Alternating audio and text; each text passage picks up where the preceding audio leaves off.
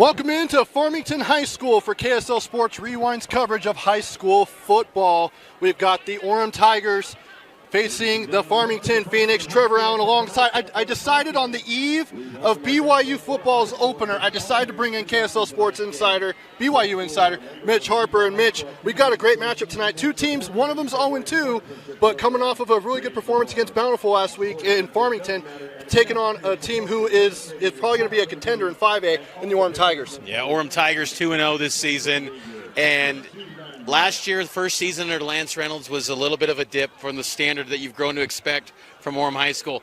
They are back to form. They've got so much star power. They are an explosive team, and it all starts with Coway Akana, wide receiver, 6'3", 195-pound junior. He's one of the best wide receivers out west. You're going to get a full taste of him. That's going to be a big challenge for Farmington in this game, as Farmington's looking to find their identity a bit and finish drives. There were moments last week against Bountiful where they started out strong and they were very competitive, but they couldn't finish the job. Now you got the star power of Orem up against a team looking to find its identity. It's an intriguing matchup, and it makes for one that should be entertaining tonight here on KSLSports.com. Now for Farmington, they've actually got a new quarterback this year in Will Peterson. Talk about that kid a little bit. Yeah, Will Peterson, he's only in his third varsity game ever. And, Farmington, just 2 years ago, they were a semifinal team in high school football. And last year was a tough year. But this is a team that's young. He's got talent. And Will Peterson's someone that is a dynamic athlete. He's incredibly strong. He's one of the strongest players in the Farmington program that prides itself in the weight room. They've worked a ton. There's so many kids on this roster that have personal records and squats and bench presses. But Will Peterson's a talented football player, and he's going up against an Orem defense that has a lot of speed too, and they've got high-end college prospects. So if they can find success in this game, that could bode well for them. I mean, they got to keep this competitive, and for Orem, this is the beginning of a 4-game road trip. You don't see that very often in Utah high school football schedules where you're going 4 straight weeks on the road. They want to play a full, complete 60 minutes and kind of set the tone early in this game. All right, Mitch, what are your keys to the game for both Farmington and Orem as we get into this game tonight? For Orem, it's continue to find the playmakers. Coway Akana, I mentioned him, but you also have Faleti Iongi, who's dynamic on the ground, but also 200-plus yards receiving, too. And the versatility of this team, they got players that can do a lot of different things. Continue to find the playmakers, first off, for Orem. But for Farmington, it's got to take care of the football. You think about 2 weeks ago when they're going up against Roy, they had some success early, but then costly mistakes in special teams. And then they find themselves down at 21-0. Finish the job, finish drives. That's going to be key for Dan Coates' team. He's in his 7th year. And, Coates has built up a program that's, they know they can win. But this is a young group, though, and they're trying to still find themselves, so finishing drives will be key for them early on. Farmington was a team in 2022 that went to the 6A state semifinals at Rice-Eccles Stadium, wasn't able to get the job done. And right now, Coach Coates is just trying to build this team back up. As you mentioned, they don't have Easton White anymore at quarterback, going over to Will Peterson, but they've also got a plethora of running backs. They do, and this is a fun matchup too, because the two coaches, they were talking in the pregame. Dan Coates of Farmington, Lance Reynolds Jr. at Orem. They've got a history together. They played at BYU.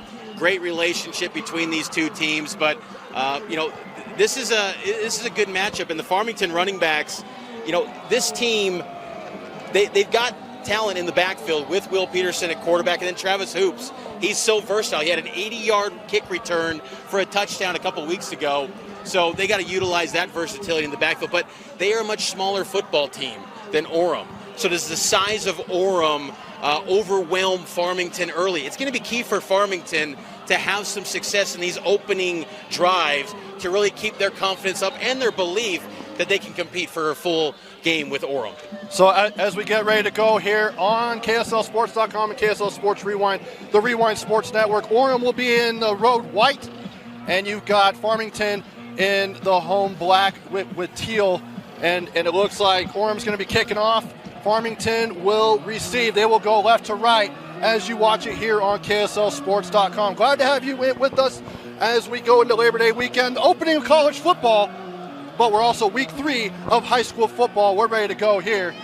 Trevor Allen, Mitch Harper along with you here tonight. A great night for football, Mitch. A slight breeze going to the east, but a picturesque night for football. Yeah, great setting here in Farmington, and the hospitality here at Farmington's been great, and now let's see a great football game between these two teams that don't play very often, but there's obviously a lot of crossover between the coaching staffs. You mentioned the weapons that Orem has. Kawe Akana, he's also the kicker. Yeah. And he will be kicking this one off. And it looks like referee had to get involved a little bit. Oh, we might have a wardrobe penalty. Something they're doing, Mitch, is cutting down on the wardrobe, like the excess stuff. So he's actually not going to kick it. That's going to belong to. That's going to be Faleti Iongi, the running back. So not only is the running back and the wide receiver are both weapons for the Orem It's a really Tigers. good kick too. And it'll go to Fia. He'll get it over to the 25, and he's picked up and taken down at the 30. Great return right there by number 9, Afu Fia. Afu Fia, son of David Fia. That story of Afu is remarkable, and his comeback story, coming back from cancer. Impressive return there. And it looks like we have an Orem player down. I'm wondering if it was the one who put Fia on his shoulders on that tackle. I think I saw number 15 on that. Yeah, that was Matt Christiansen. And the Farmington student section's right below us, Mitch, and they're all pumped up and ready to go. They are. There's good energy here. I mean, we got here a couple hours before kick, and there was tailgating already in the parking lot. These people, even though it's 0-2 start for Farmington, there's a lot of pride in this community, and they want to see this thing get right for Farmington, and a lot of energy here today. All right, so as they still attend to the player down on the field, we'll look at this Orem defense. Kawe Akana's not only can he make plays on offense, he can also do it on the defensive side of the ball too. He definitely can, and Kawe Akana, he's one of only 5 players that was invited to the Polynesian Bowl for the 2026 game. He's an incredible talent. I mean, we know that he's the kicker. He's a wide receiver, does things on defense as well. He is an explosive athlete, and you don't want to make the comparison to Puka Nakua, but there are some flashes of Puka-like with Kawe Akana when you see his versatility and his talent, and him at the strong safety spot. He's the backup strong safety for the Tigers, but you'll see him out there on the game today. It looks like Matt Christiansen was able to walk off on his own power, so that's good to see. As the Farmington Phoenix start at their own 30-yard line with Peterson in the pistol. Takes the snap. He'll hand off to Hoops. Hoops will get maybe two yards, maybe 1 on that carry. Pretty good stout defense there for Orem. Definitely Stout's defense. And, Orem's got a complex scheme. They throw a lot at these kids, and it's a pretty young football team, this Orem squad. And you kind of saw that was a decent push in the early going from Farmington, who doesn't have the size. I mean, you see the difference there in the size between the two teams. A decent start beginning for Farmington. As we go here, it was 2nd and 10, so they actually call it. Oh, excuse me, 2nd and 8. They did update it. Ball at the 32, so it's a gain of 2. Here's Peterson. He'll go a quick out route to number 81. That's Cooper Lopez. That'll get the Phoenix, basically, that was for no gain. So it'll bring 3rd down and 8 coming up here. Nice play on the tackle by Easton Finch from Orem. Right there, the moment that completion was made, and makes the tackle, so there's no gain on the play, and opportunity for a 3-and-out right away for Orem. So a big 3rd down here. Something that Coach Coates was talking about is finishing drives, and you don't want to start this game with 3-and-out. And now here's Peterson. He'll flush out of the pocket. He's going to run now. He's going to throw it deep. He's got Fia wide open. He'll get to the 30, down to the 20, and he's taken down at about the 11-yard line by number 19. That is Melosi Iloa, but what a play coming out of the pocket and then throwing on the run. Facing pressure against Orem's defensive front that immediately brings the pressure. Will Peterson sits there, makes a play downfield. Huge gain for Farmington. Brings some energy, some life to the underdog. They got some fight in this one. So going from third down deep in your own territory, you're now in the red zone. 1st and 10, ball at the 11-yard line for the Phoenix. In the pistol once again is Peterson. He'll hand off to Hoops. And he'll get probably a yard, maybe 2. He might have been able to extend for another yard right there on that carry. But pretty good to just get a couple of yards as you get into the red zone. Riker Mickelson on the tackle for Orem, number 4. He's one to keep an eye on for the Tigers. He's a playmaker, dual sport athlete, played basketball also for Orem. He was part of Section 7 that took down Sierra Canyon and Bryce James and that team this summer out in Arizona.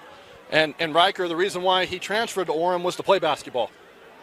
So that, for me, that's actually great to see. I love some hoops. But here's Will Peterson. Play action. He'll find Afu Fiafia in the end zone. Touchdown, Phoenix. Afu Fiafia gets the big chunk play, and then he finds the end zone. Great route. Afu Fiafia on the slant, and Peterson decisive. You're seeing the growth already in Peterson, and it's only his 3rd varsity game. This kid's made a lot of leaps from a couple weeks ago, his 1st varsity game. You're seeing that growth. He's an athlete, and we saw that when talking with Coach Coates, getting ready for this game. He's a playmaker, and instantly right there. And the PAT is up and good by Jackson Bainan. So just like that, Mitch, one drive down, 70-yard touchdown, at least on that drive. But it finishes. It starts with Afu Fiafia, ends with Afu Fiafia in the end zone. Yeah, and it started too with the kick return with Fiafia. Got him in a decent field position. Explosive playmaking ability. When you come into a game as an underdog, you have to have explosive playmaking ability, and you got to get it from your stars. And that drive was key because there is now belief in this team, the energy. We're in some of the student section chanting over it. I wouldn't say that too soon here, but that was a decisive, complete drive, and Peterson was impressive on those throws. So with 9 minutes and 10 seconds left, Farmington has a 7-0 lead to open up this ball game. And Mitch, the reason why the overrated chants are in there in the KSL Sports Rewind Top 25, Orem's number 6. Yeah, and this is going to, Afu Fiafia, too, going back to him, that touchdown grab. His story, again, is remarkable. He had cancer in 2021, son to a Utah high school football great, and David Fiafia, who's up at Weber State. Just love to see success stories like that for Afu Fiafia.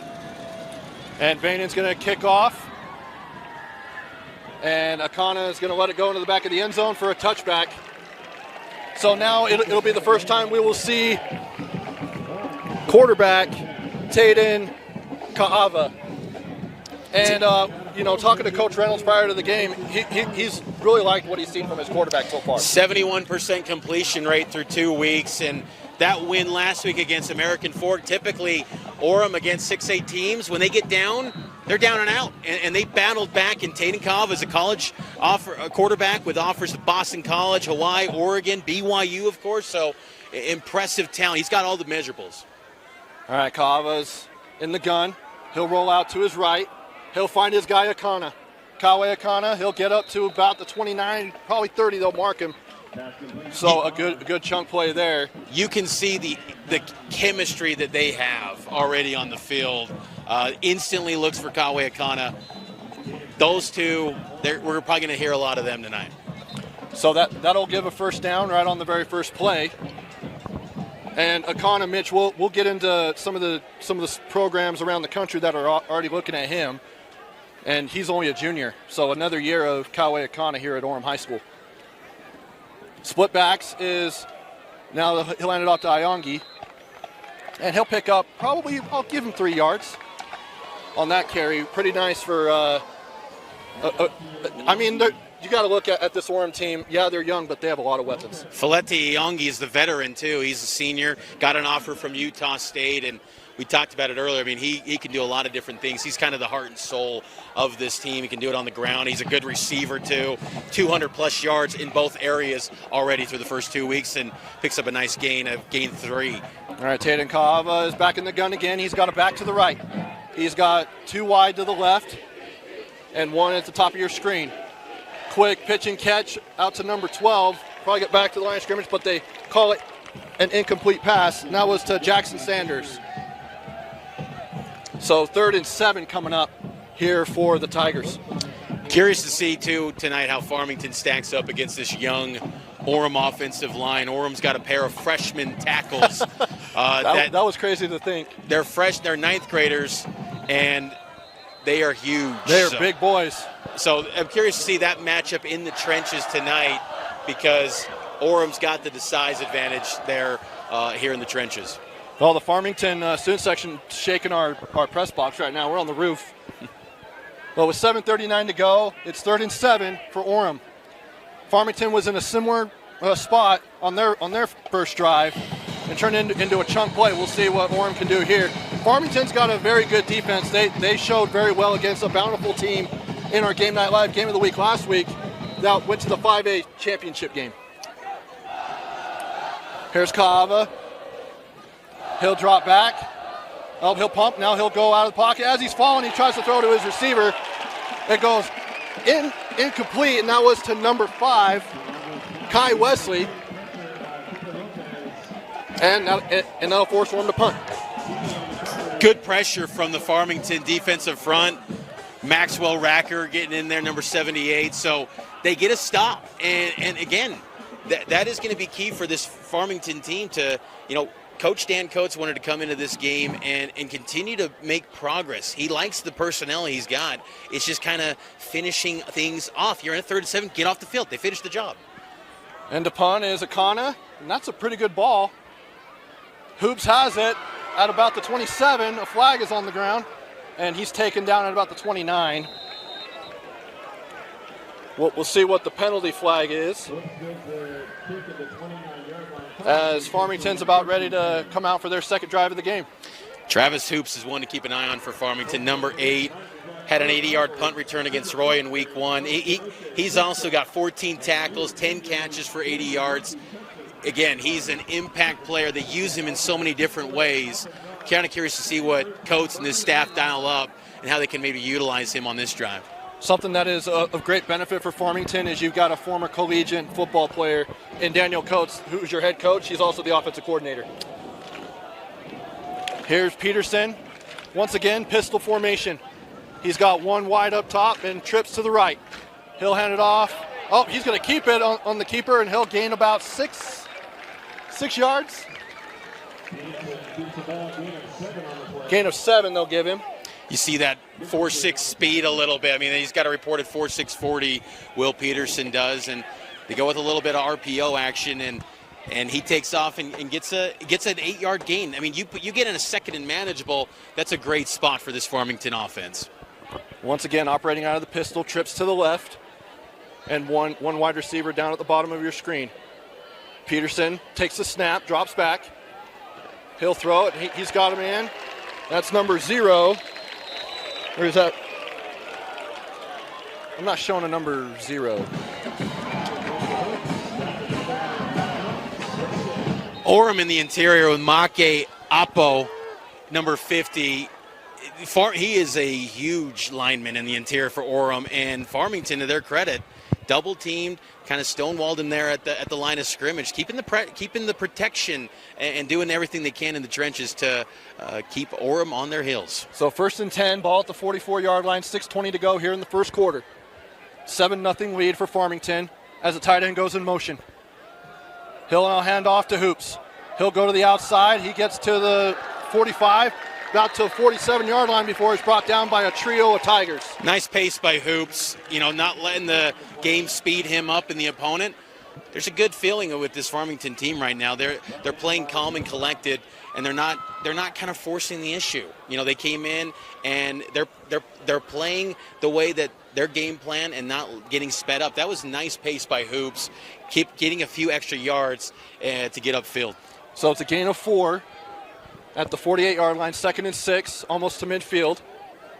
Once again out of the pistol, trips to the top. Is Peterson. He's going to change the call a little bit. He'll now drop back, screen pass, and it's dropped. Intended for number 1. That's Gavin Burton.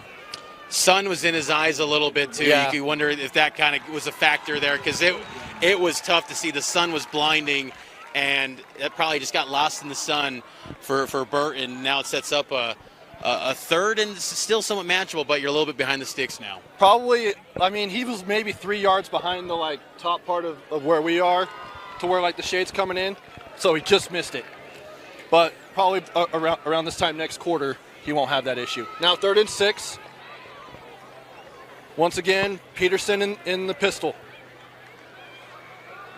Drops back. He's flushed out of the pocket to his left, being chased. He's going to use his legs. He'll get to the 50, and he'll get out of bounds. And probably not good enough for, it won't be good enough for a first down, but what would you do here if you're Coach Coates? You got to punt. You got to maintain the lead and try to pin them deep and put Orem in where they're backed up against their own end zone and try to pin them deep. Jackson Bainan is back to punt for this one, and they actually spotted him at their own 49, so gain of 1.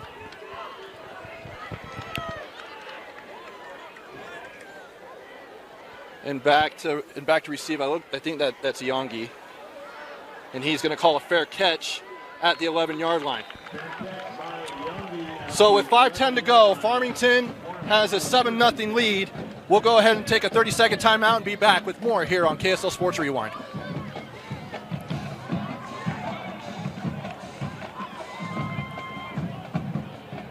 This is apple cider vinegar from NutriCost. This is apple cider vinegar from another leading brand.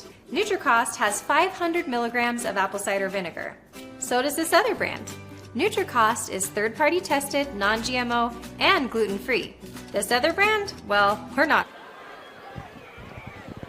Here's Kava. He'll hand it off to Yongi. As we're back to live action, he'll pick up it looks like about 1 yard. Actually, it doesn't even look like a gain. I don't think he got past the 11. Good pursuit from Farmington. You got a whole pursuit of defenders going at him. I mean, that's what they've got to do. It can't just be one guy. When you're a little bit undersized team, you got to have 3-4 guys coming at these bigger bodies. So nice job by the Farmington defense. So they actually give him 2 yards at the 13. Here's Kava once again. He's got Yongi to his right. He'll drop back. He'll fire. And he doesn't have a Yongi. Yongi was actually the intended target. And it looks like they're going to get him for a pass interference on number 25. That's Carson Cook. Just a little bit early by Carson Cook. It was the right move, but just a tad early.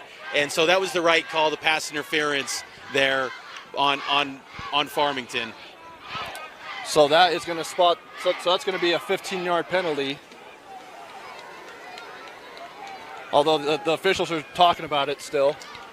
I don't know what there's to talk about. That was pretty obvious. Yep, pass interference.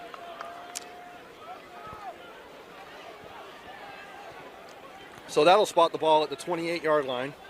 Pass interference on Farmington, results in a first down for Orem. Again, students, we've had a phone turned in at the booth. If you're missing your phone, please send to the booth. Now here's Taden Kava. Once again. He's got trips to the left. 3 wide. He'll drop back. And he'll fire downfield. He's looking for Akana. And he's got it. Oh, he had the ball in his hands. And then it went out as soon as he hit the ground. Great ball by Akava, and Kawe Akana, you're seeing that versatility where he can stretch the field, but you got to complete the ball. And we talked, in the pregame about how the key of the game, they got to have a complete 48 minutes, and so far they're kind of slow start again. Last week, Orem did that against American Fork. They responded in the second half, but another slow start again for him. I got to imagine Coach Reynolds isn't happy with the slow start thus far. So split backs in the gun. He'll hand off to Yongi. He'll get forward a little bit. We'll probably give him about 4 yards. Really like Yongi. He's got offers from Utah State, Utah Tech. He's probably getting a little bit knocked in terms of the size, but he is just a productive back, number 160 on the 24/7 sports rankings as far as running backs go. He's a guy to me that I feel like is going to have an opportunity. He's going to stick in a college program. You got to sometimes look beyond the measurables. You can't just get focused solely on that because he's a talented football player. He's got a lot of ability. All right, split backs once again. 2 wide down, 1 to the top. Puts 1 out in motion. He fires out and overthrows the intended receiver. That's number 26, Beckham Curtis. A little bit overthrown, and that was a ball where even if he catches it, there were Farmington defenders in pursuit, so you don't even know if it would have reached the sticks. So Farmington defense steps up again and gets another spot with Orem in their own territory. So that'll now force Orem to punt once again at their own 31-yard line. Kawe Akana back to punt.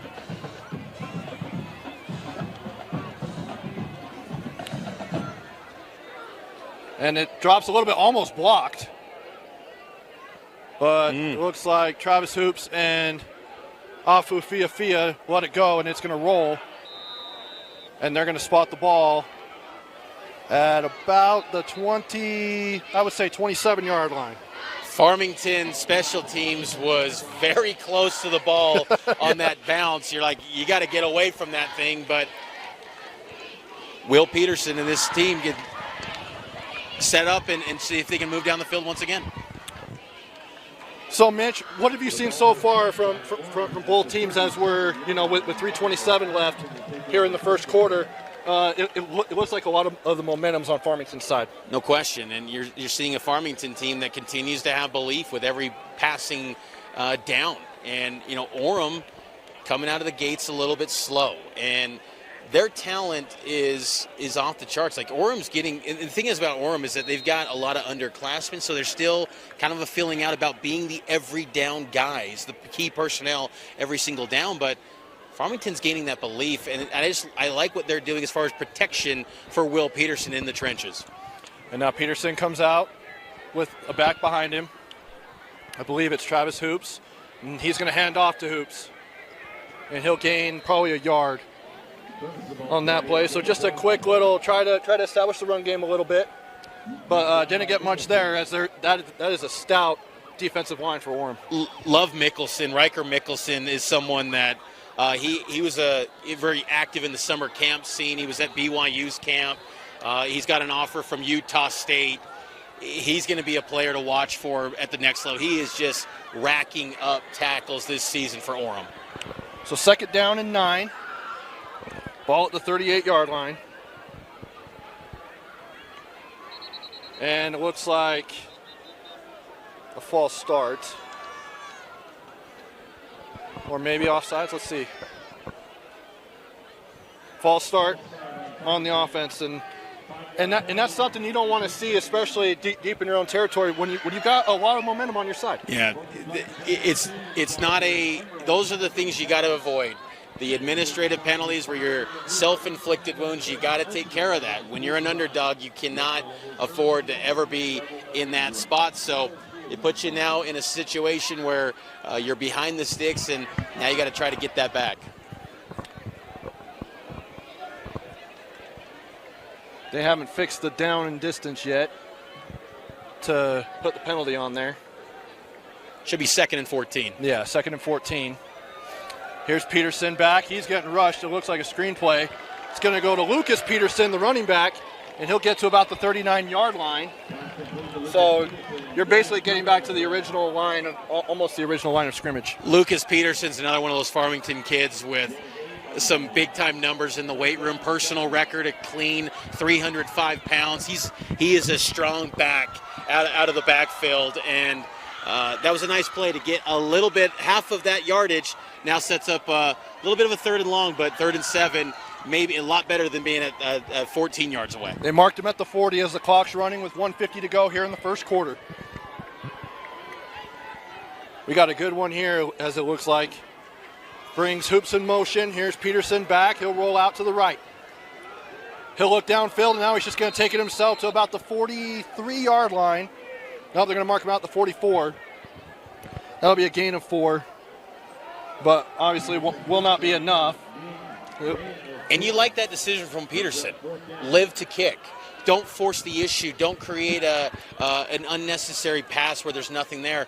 Go out of bounds, run out, and live for another day. Finish your drives with a kick. And that's going to be a key for Farmington is don't have turnovers, don't make costly mistakes, because coming into this game, Peterson had 1 touchdown to 4 INTs. He took care of the ball there. And now they're back to punt once again. And Iongi is going to let it go as it rolls down to, that was actually a pretty kind bounce. It's going to go to about the 7, maybe the 6-yard line. Either way, that was a pretty good punt right there for Jackson Bainan.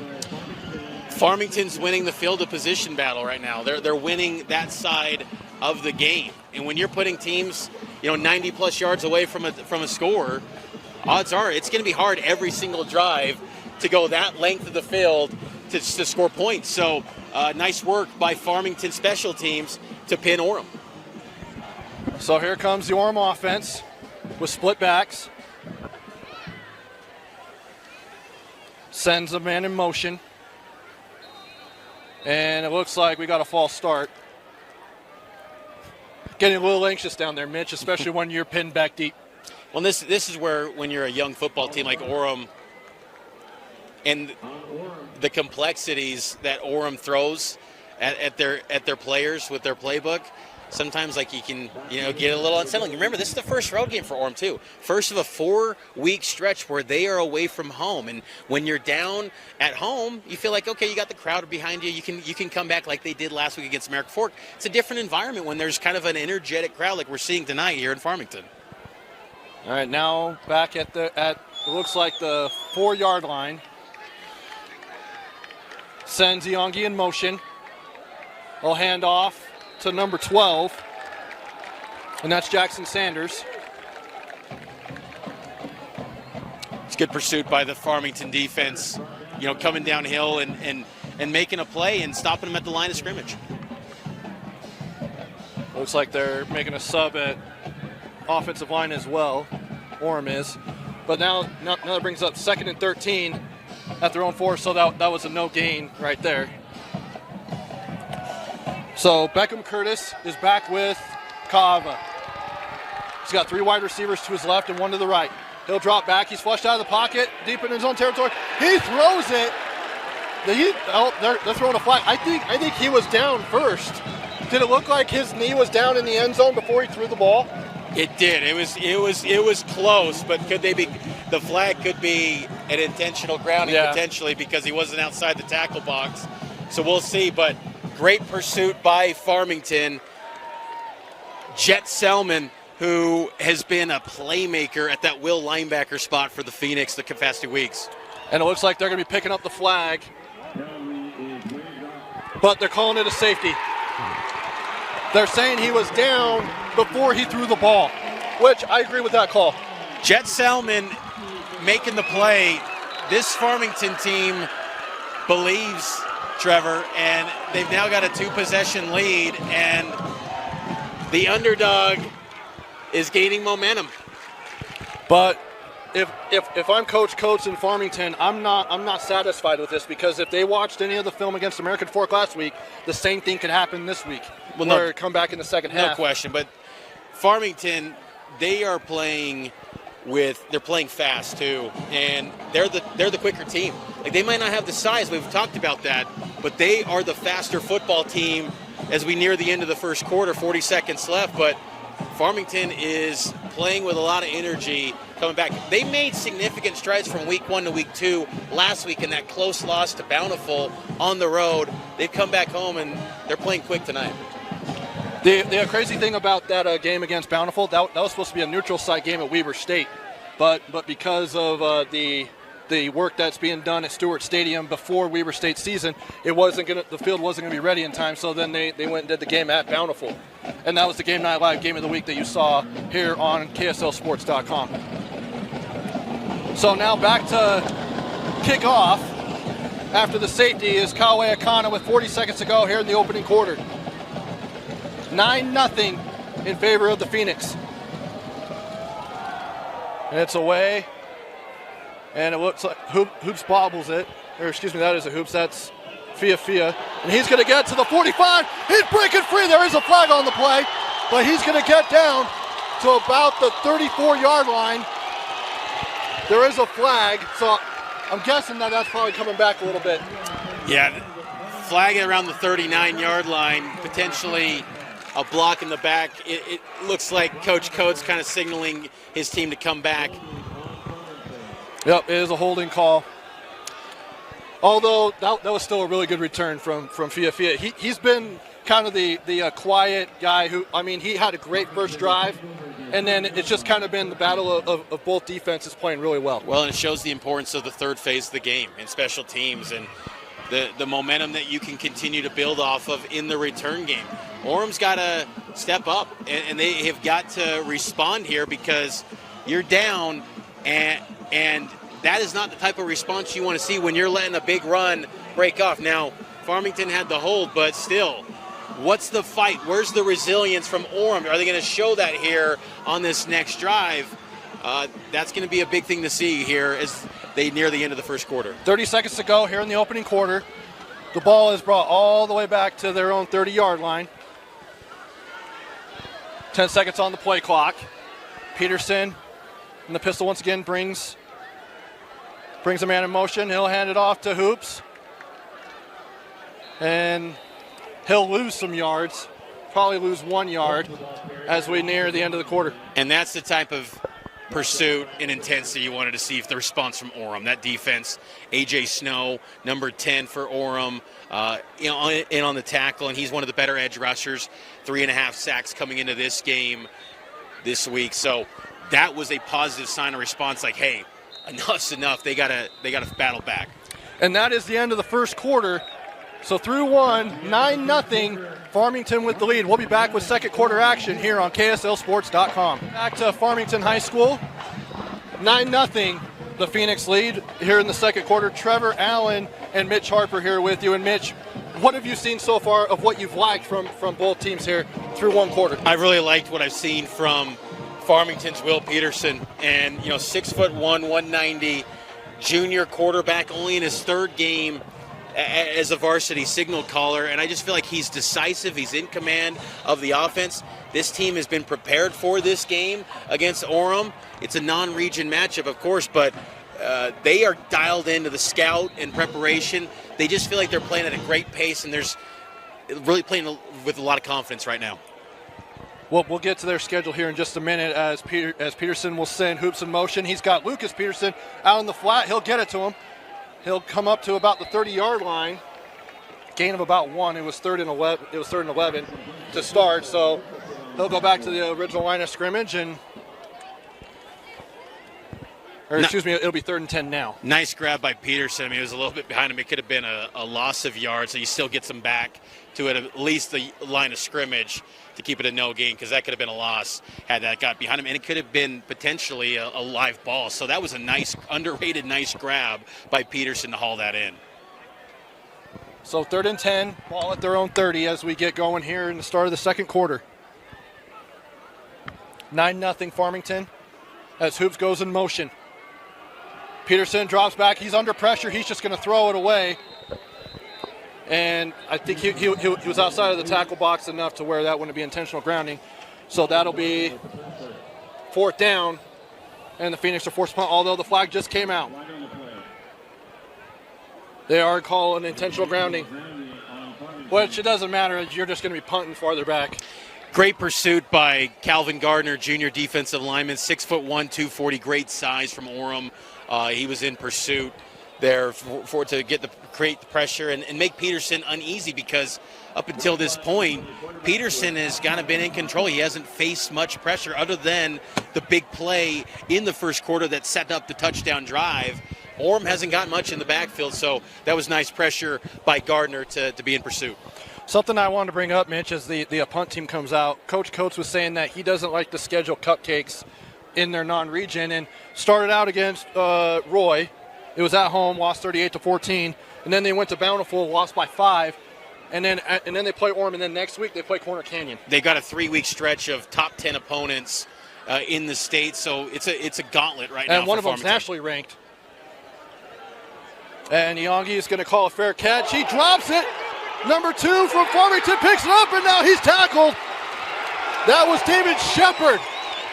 And now Farmington, it's all flipped once again. They'll take over inside the 10-yard line. Special teams, it was an issue for Orem last week against American Fork.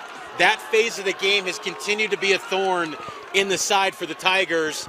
It reared its ugly face again as Yongi muffs the punt, and Farmington in business now in the red zone. Great job by David Shepard. Great awareness to know it's all right. He bobbled it. I got to go get it. And so it's actually not inside the 10 because it's actually where it's spotted, right? So, yeah, he couldn't advance the ball once he got it. But, you know, if you're Coach Coates in this Farmington team, take a shot right at the end zone. Right now, get the momentum, go for the end zone. So ball is at the 18-yard line. And I'm wondering if, Coach Coates, he wants a timeout. We'll actually keep it right here. Mitch, as you mentioned, taking a shot right here. Who's some of the guys you want to go to? They already went to Afu Fia for that first touchdown in the opening drive of the game. Well, you'd like to see Travis Hoops, too, a little bit more involved. You know, he's shown some glimpses in the special teams. He'd be someone I would be targeting. Tanner Nilsson as well, the ex-wide receiver for Farmington. But, you know, just it feels like you can't settle for a field goal here in this spot. You know, you've got to punch it in and capitalize and get a touchdown here. And what a golden opportunity for this team to continue to build on this momentum. And they're playing good football, too. And what they're doing in the trenches and on the perimeter, I mean, they're playing physical, they're playing fast. This Farmington team's showing up in a big way tonight. Man, it's starting to really be a beautiful night. I mean, there's hardly any breeze right now. It's gonna be a great night for football, Mitch. As we're not even at halftime yet, and I think we've got a great ball game ahead of us. Yeah, it's a good ball game tonight, and it's just another night in Utah high school football. Great talent here across the state. All right, here's Peterson. He'll bring a man in motion. He'll drop back. He's gonna flip out to Travis Hoops. He's got a bunch of guys. He's slipping through. Gets to about the 16-yard line, 17-yard line. They're going to mark him at the 17. Gain of 1 yard. I've been gushing about him a lot, but Riker Mickelson just plays with a violence that you love to see in football players, and he has just been a playmaker. He's one of the guys on Orem's defense that he has shown up, but they need more than just Riker Mickelson on that Orem defense right now. And Riker transferring from Pleasant Grove, he joined Orem because he wanted to play basketball. And that's a great program down there at Orem as well. Here's Peterson. He'll play action. Now he'll run up. He's gonna take it himself. He'll get to about the. They're marking him at the 11. So that'll be a gain of 6. So that'll be about 3rd and 2. 3rd down and 4. Nice decision again. You don't want to take unnecessary hits because you know he's listed at 190, but it looks a little light. He's still working his way, building himself up, but don't take an unnecessary hit. Get out of bounds and play to the next down. Something that I've been really impressed with, especially with the young quarterback, he's just being smart with the football right now. He is.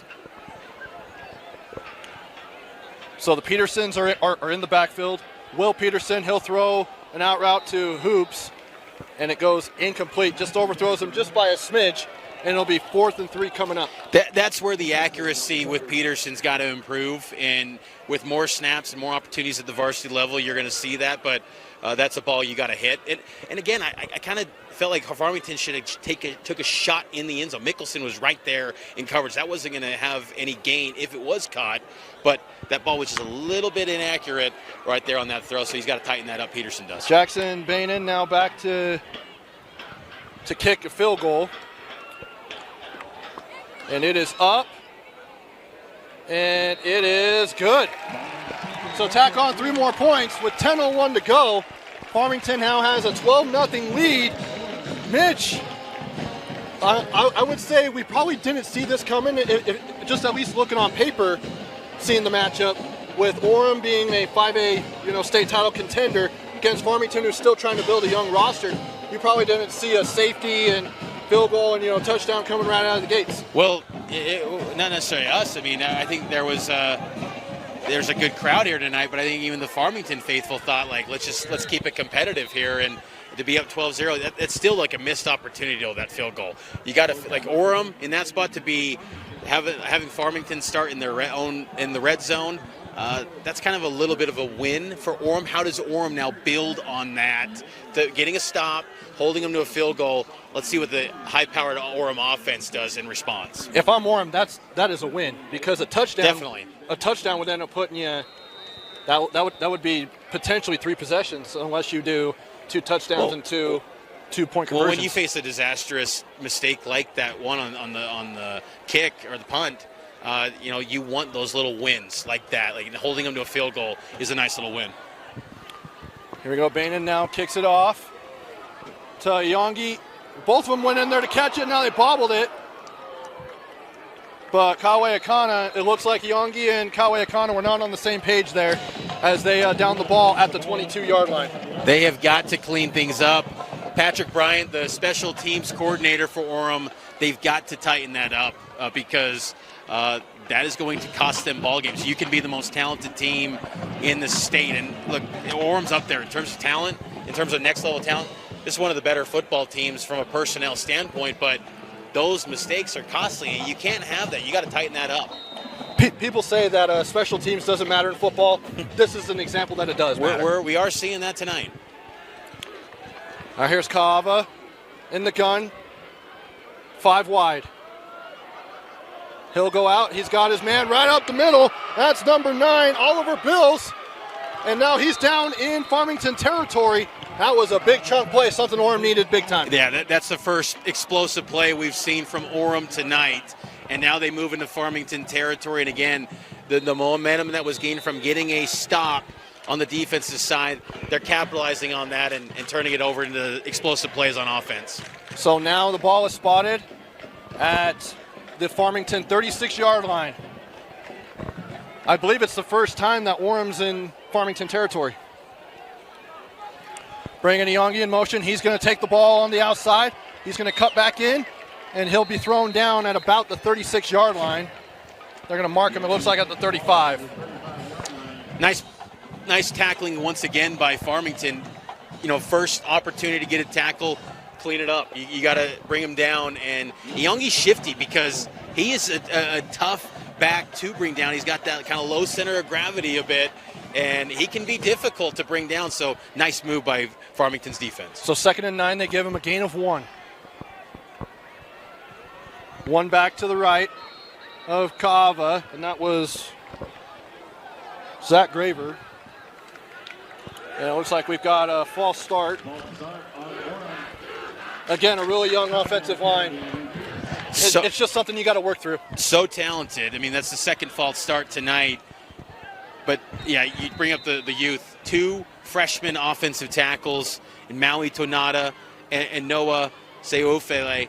They have huge upsides. And to be freshmen playing at this level speaks to their talent. I mean, the last time an Orem offensive lineman was a freshman starting, that was the guy who's currently protecting the blind side for Patrick Mahomes. That's Kingsley Somatia. Yep, former BYU and Oregon offensive lineman. Here's Kava. He'll find Kawe Akana at about the 35-yard line, so gain of about 5. Getting the yards back from that false start penalty. So that'll bring up 3rd down. And they're actually going to give him 6, so now they're spotting the ball at the 34-yard line. Kawe Akana is he's rangy, he's wiry. You can throw it in so many different angles. He's got a catch radius that's so unique because of his athleticism. So here we go, big 3rd down here for Orem as the press box shakes from the student section here at Farmington. Here's Kava. He's going to run it himself to the 30. Now down to the 25, and he's going to get the 1st down. Big run right there. Smart run. there from Tatum Kava. Yeah, Tatum Kava, and I thought that was an underrated move again. You're running out of bounds because he is someone that's a physical quarterback. He invites some contact. We've seen at times in the first 2 weeks of the season where he'll take on a defender but gets out of bounds, picks up the first down, nice run. He is a good talent. I mean, you watch him, he's got great intangibles as a quarterback. He's going to be a good one for Orem. Beckham Curtis is to the left of Kava. He'll bring Iongi in motion. Now he'll roll out to his left. He'll fire. Overthrows his intended receiver. That was number 3, Mac Ellison. And that'll bring up second down. Tad late to Ellison. He probably should have hit him a little bit earlier. But, it was there. Just got to complete that ball a little bit high for the outstretched hands of Ellison coming at 6 feet 175. Mitch, is Kava being looked at right now by colleges? He is, and BYU is looking at him. He's got a lot of schools currently look at him. Boston College, Hawaii, Oregon as well. Ooh. He's going to be a highly sought after prospect.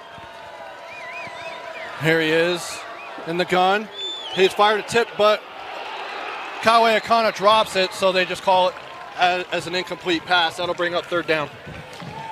Fortunate for Orem that was just a little bit forward. At first glance, from our vantage point, I thought it might have been a little bit behind, but it was a forward pass, and Kawe Akana, incomplete. It probably works out. Stop the clock, regroup, settle in, but still just a little bit disjointed tonight for Orem. That's kind of been a theme thus far in all 3 phases of the game. So it's third down and 10, ball at the 25-yard line in Farmington territory. Split backs, Iongi and Beckham Curtis to the left and right of Tatum Kava. He'll play action. He'll drop back, and he's going to be brought down. Oh, he might be getting out of it. Now about 4 Farmington players take him down for a sack and brings up a big stop here, potentially forcing Orem to kick a field goal. Maxwell Racker and Carter Tingy coming in with the pursuit initially, and then the rest of the defense, it felt like, finished the job. But Maxwell Racker has, multiple times gotten in the backfield and created pressure for Farmington. He's having a nice game tonight so far, and Farmington's defense, they've been probably the most pleasant surprise out of this whole game thus far because they are rising to the occasion against Orem. All right, Mitch, I'm going to try doing this on air math for a field goal, but it doesn't matter because that was shanked wide left. I was going to say that was a 51-yard field goal. Yeah, it was a 51-yard attempt. That's a lengthy, and that's where the sack was key because it put him in a long field goal spot. I mean, do you want to go for it on that fourth down? I mean, you probably would have liked a chance with the Orem offense and the playmakers they have instead of that 51-yard attempt in retrospect. But nice work by the Farmington Phoenix to get a key sack, an explosive play on defense, and now they're taking over. So here we go, taking over at their own 34-yard line. Right.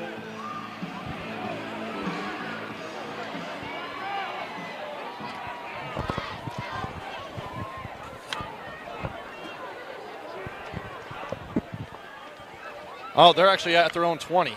That's odd. Maybe the rules have changed, but that would be Lucas Peterson, who's tackled in the backfield. A.J. Snow, again, he's a player to keep an eye on for Orem. Number 10 for the Tigers. Like his ability as a senior, 6'2", 215, got good size. He's someone that you wonder if he could be, maybe FCS, maybe, PWO type player. He's a good athlete, and I think he's going to put up some good numbers this season for the Tigers. So now it brings up 2nd and 11. So they lost 1 yard on that run. Will Peterson drops back. He'll fire it over. Completed. Oh, they say it was incomplete. That was intended for number 18, Kava Fiafia, who's the brother of Afu. And he's a 9th grader, and he's a young kid, and he's going to be a good one for Farmington in years to come. He's already, a playmaker for Farmington. And, anytime you're a ninth grader, you're making impacts on varsity teams. That means there's a big future view of those type of players. So he's going to be one to keep an eye on for years to come, Kava Fiafio. 3rd down and 11. Bringing hoops in motion once again. Peterson takes the snap, drops back. He'll fire, connect to number 81, and he's going to get, is he close to the first down marker? It looks like he is. That's number 81, Cooper Lopez, and that will be a first down. Nice work by Will Peterson to stay in the pocket. Mickelson was coming in with the blitz, and he just stays in the pocket and completes the pass. And, Cooper Lopez comes up with the grab, and that's a deflating moment a little bit for the Orem defense. They had him backed up, and Farmington moves the sticks and picks up an important first down when it comes also to the field position battle. 5:33 to go here, or 5:23 to go here in the second quarter, and breakaway is Travis Hoops. He gets to the 30, to the 20. No one's going to catch him, and that's a touchdown. Travis Hoops, right on schedule, Mitch. You were saying they needed to get him involved and get a big play out of him. They got just that for 6. He's a team captain. He's a dynamite athlete. They use him in so many different ways in this Farmington program. He is a leader of Farmington, and the big playmaking ability from Farmington this season has been courtesy of Travis Hoops, and he delivers once again. Massive play as the Phoenix continue to build their lead. What a turn of events here, as the PAT is good.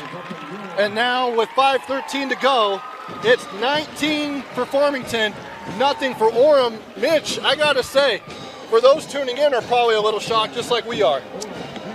I don't think anyone saw 19-0 in favor of Farmington. If you would have thought it was 19-0, you would have thought it was probably going to be Orem that was going to be up. But, Farmington, from the moment this game kicked off, they've had success, and they've just continued to believe and have this quiet resolve, whereas Orem is looking like they did last week, where they're stumbling out of the gates and they're down early. I'm curious to see if they have a comeback in them here, because, again, you're now on the road. Last week you were at home, so Farmington continues to play quicker too, and despite their limited size, they are playing faster than the Tigers here tonight, and it's showing as they're up now 3 possessions. But still a lot of football left, and with an offense as talented as Orem, you can't count them out. But Farmington certainly playing with a lot of confidence. But what gives you confidence if you're Farmington is that their defense is containing Orem. Outside of the one play on the last drive, the explosive gain over the middle, Orem has not done much to say that you're confidently going to be defeating Farmington's defense. As the kick is off, and Akana's going to take it at his own 10. He'll get up to the 30. He can't quite reach the 30. I'd say mark him at the 28, 29-yard line. Well, and that's, again, where Farmington, there's 3 players there at the tackle. They are playing some really inspired ball right now, and you're seeing that with this team. Like, it's a cliche, they're flying around, but they really are right now, and it's showing. And they're playing with a lot of energy in this student section below us. They are getting rowdy, they're getting hyped, and this is an energetic crowd here in Farmington. We'll see how Orem can answer here with first down at their own 30. Kava drops back, pitch and catch over to Yongi to about the 38-yard line. Pickup of 8, so that's a pretty good pickup on first down. You worry there. We talked about the multiple players tackling. That was a little bit extracurriculars there. You got to watch that, but Orem bringing tempo. And they actually give him 9, so 2nd and 1. Kava gets it over almost to midfield to number 3. That's Mac Ellison. And they're gonna spot the ball.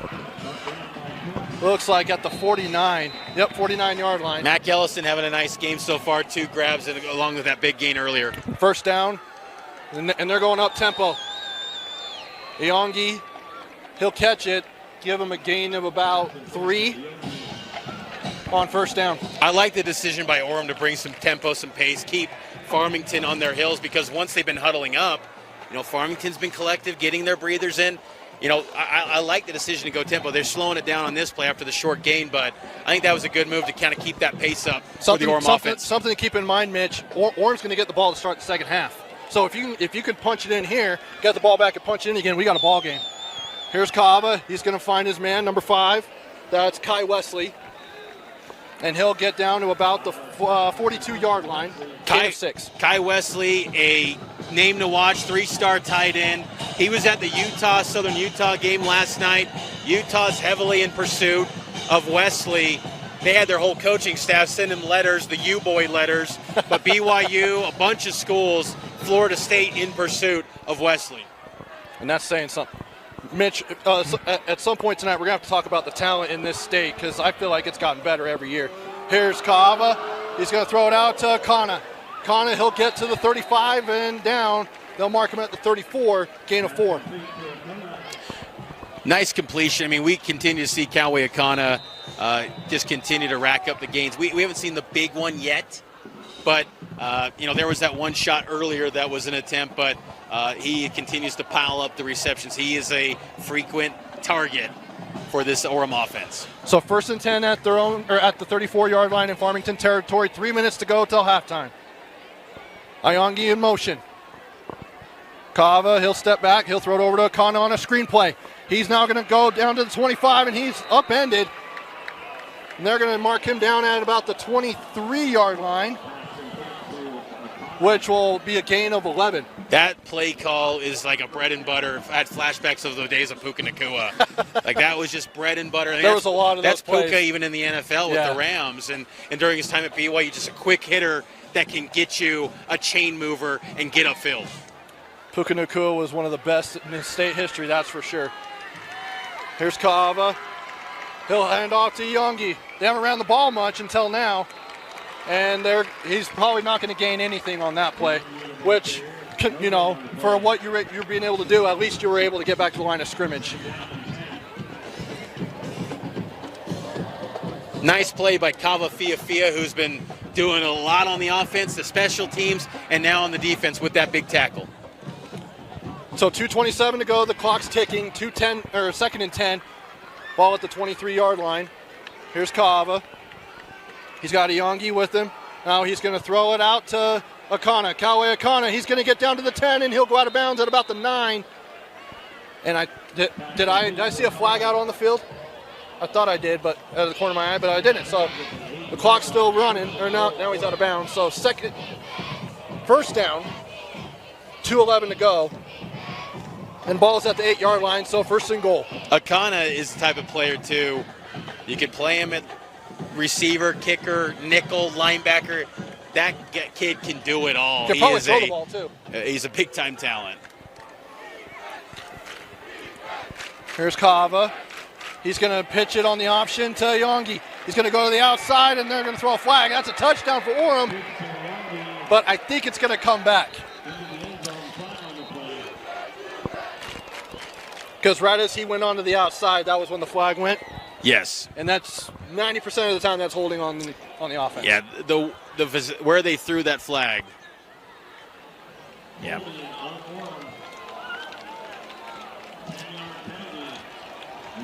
And that is a big penalty. It is, and it negates a touchdown and takes away some of the momentum that you've built on this drive, because this has been a nice drive. The pace, the up-tempo play calling, you've really liked what you've seen from Orem in this kind of complex offense that they have. They're executing at a high level, but you can't have those mistakes that put you now in a 1st and 18 and goal. It's 1st and goal still, but it's at the 18 instead of the 8. And now here's Akana back down to the 15, now to the 10. He gets around the corner, and they'll probably say the 9-yard line. Oh, let's see where the referee spots it. It looks like the 8-yard line. It was interesting coming into tonight. Akana, he was averaging about 22 yards per catch coming into to this game. Tonight it's been a little more modest. It's just been kind of the quick hitters as he goes off to the sideline to get a breather. So back to the original, prior to the penalty, they're back to the original line of scrimmage. So 2nd and goal at the 8. They're going to throw it to, I think that was Iongi. No, that was not. That was Takai Wesley, the tight end you were talking about. 6'8", 210. Wesley is a big-bodied receiver. He doesn't look like he's 6'8", though. The production's been a little light thus far. Only 3 catches coming into tonight. 2 tonight. It's going to grow, but it's kind of a potential base projection. His body exudes kind of a power forward talent. All right, it's 3rd and goal at the 5-yard line. A big play right here, Mitch. Here's Kava in the gun, play action, and he's going to run it. Oh, he was going to run it himself. Now he throws it, overthrows Mac Ellison, incomplete with 49 seconds to go, and it's 4th down. That decision, you just got to own it. If you're going to run, you got to take off and run. I think there was a little bit of confusion. It caught the Orem wide receivers off guard because they, like us, thought he was going to run. Yep. And you got to own it. When you're taking off like that, take off. And I think that indecisiveness then suddenly released that ball, kind of created that confusion. And especially now you're doing it on the run. Set up with now a 4th and 5, or 4th and goal, excuse me. So 49 seconds left, and Orem's going to go for it. What do you have to lose, right? Oh, I absolutely agree with this. Go for it, get the momentum on your side, and Farmington probably going to call the timeout here. Yeah, they are going to call a timeout. And we're going to go ahead and take it with them. With 49 seconds to go, we'll be right back for the rest of the first half here on the Rewind Sports Network. 49 seconds to go here in the second quarter. Trevor Allen, Mitch Harper here with you. 19-0, Farmington with the lead. It's 4th and goal at the 5-yard line for the Orem Tigers. It looks like they're going to kick it. I like the original decision to go for it. I did too. It's like, what do you have to lose, you know? But it would still bring it to a 2-possession ball game if they're able to hit the field goal. So Kawe Akana is up. The kick is good. So a chip shot field goal with 45 seconds to go. Orem strikes their first points of the game, Mitch. Yeah, 22-yard field goal gets them on the board. And I understand get some points, get a little bit, but like we talked about earlier where Farmington was held to a field goal, that was a win for Orem's defense. That felt like a win for Farmington's defense because that was a good drive from Orem's offense. The up-tempo attack, I thought was a good move by the Orem coaching staff to change it up. But to hold into a field goal, maintain a 2-possession lead, 16 points, I think you're taking that if you're Farmington. So 45 seconds to go. Farmington got the ball to start the game, so that means Orem will get it to start the second half. But we'll see how aggressive Daniel Coates is here in the last 45 seconds of the first half. Mitch, if you're coaching Farmington, you see 45 seconds on the clock. Are you kind of being aggressive, getting shots down the field, or are you just running out the clock? I'll go one play and see if I can get some yards, but if it's a no gain or short gain, I'm then taking it in, getting out and going to the halftime locker room to get ready for the second half. Akana to kick off. And he'll go back into the end zone, and they'll let it go for a touchback. So ball will be at the 20-yard line. So we'll see how former BYU great Daniel Coates, how aggressive he is. And by the way, another former Cougar on the other side, Lance Reynolds. I believe it was 21 years ago tonight where Dan Coates made his debut as a BYU freshman tight end. He had, I believe it was a 2-touchdown night against Georgia Tech.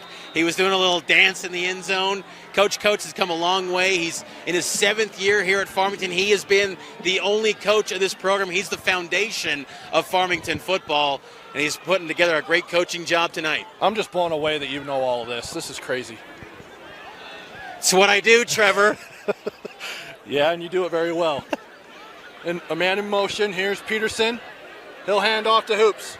Hoops is grabbed in the back. It could have almost been a horse collar, but it looks like he's just going to run out the clock and get to the locker room. And now if I'm Farmington, I just run it out because this can only be danger zone. You fumble the ball, you just take a knee. Just go into the locker room and get ready for the second half. They don't even have to take a snap now. Just let it run.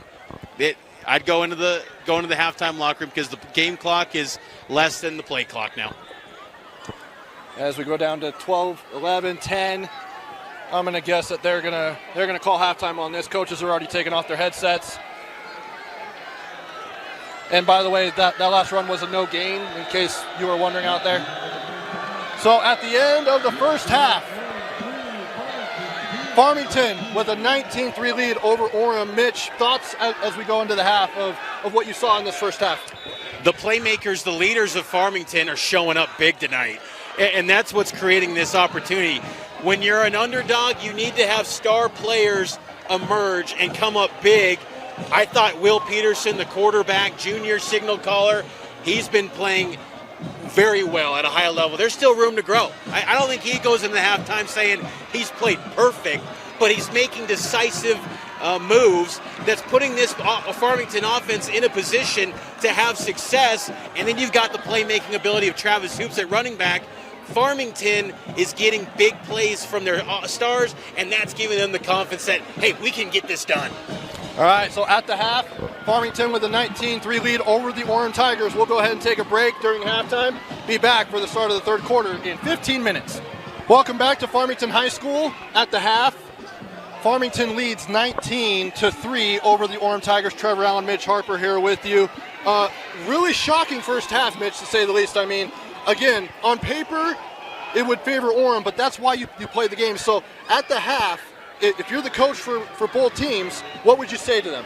If you're Dan Coates at Farmington, you stay in the moment, guys, because each play, do not overextend yourself, but still be on the attack.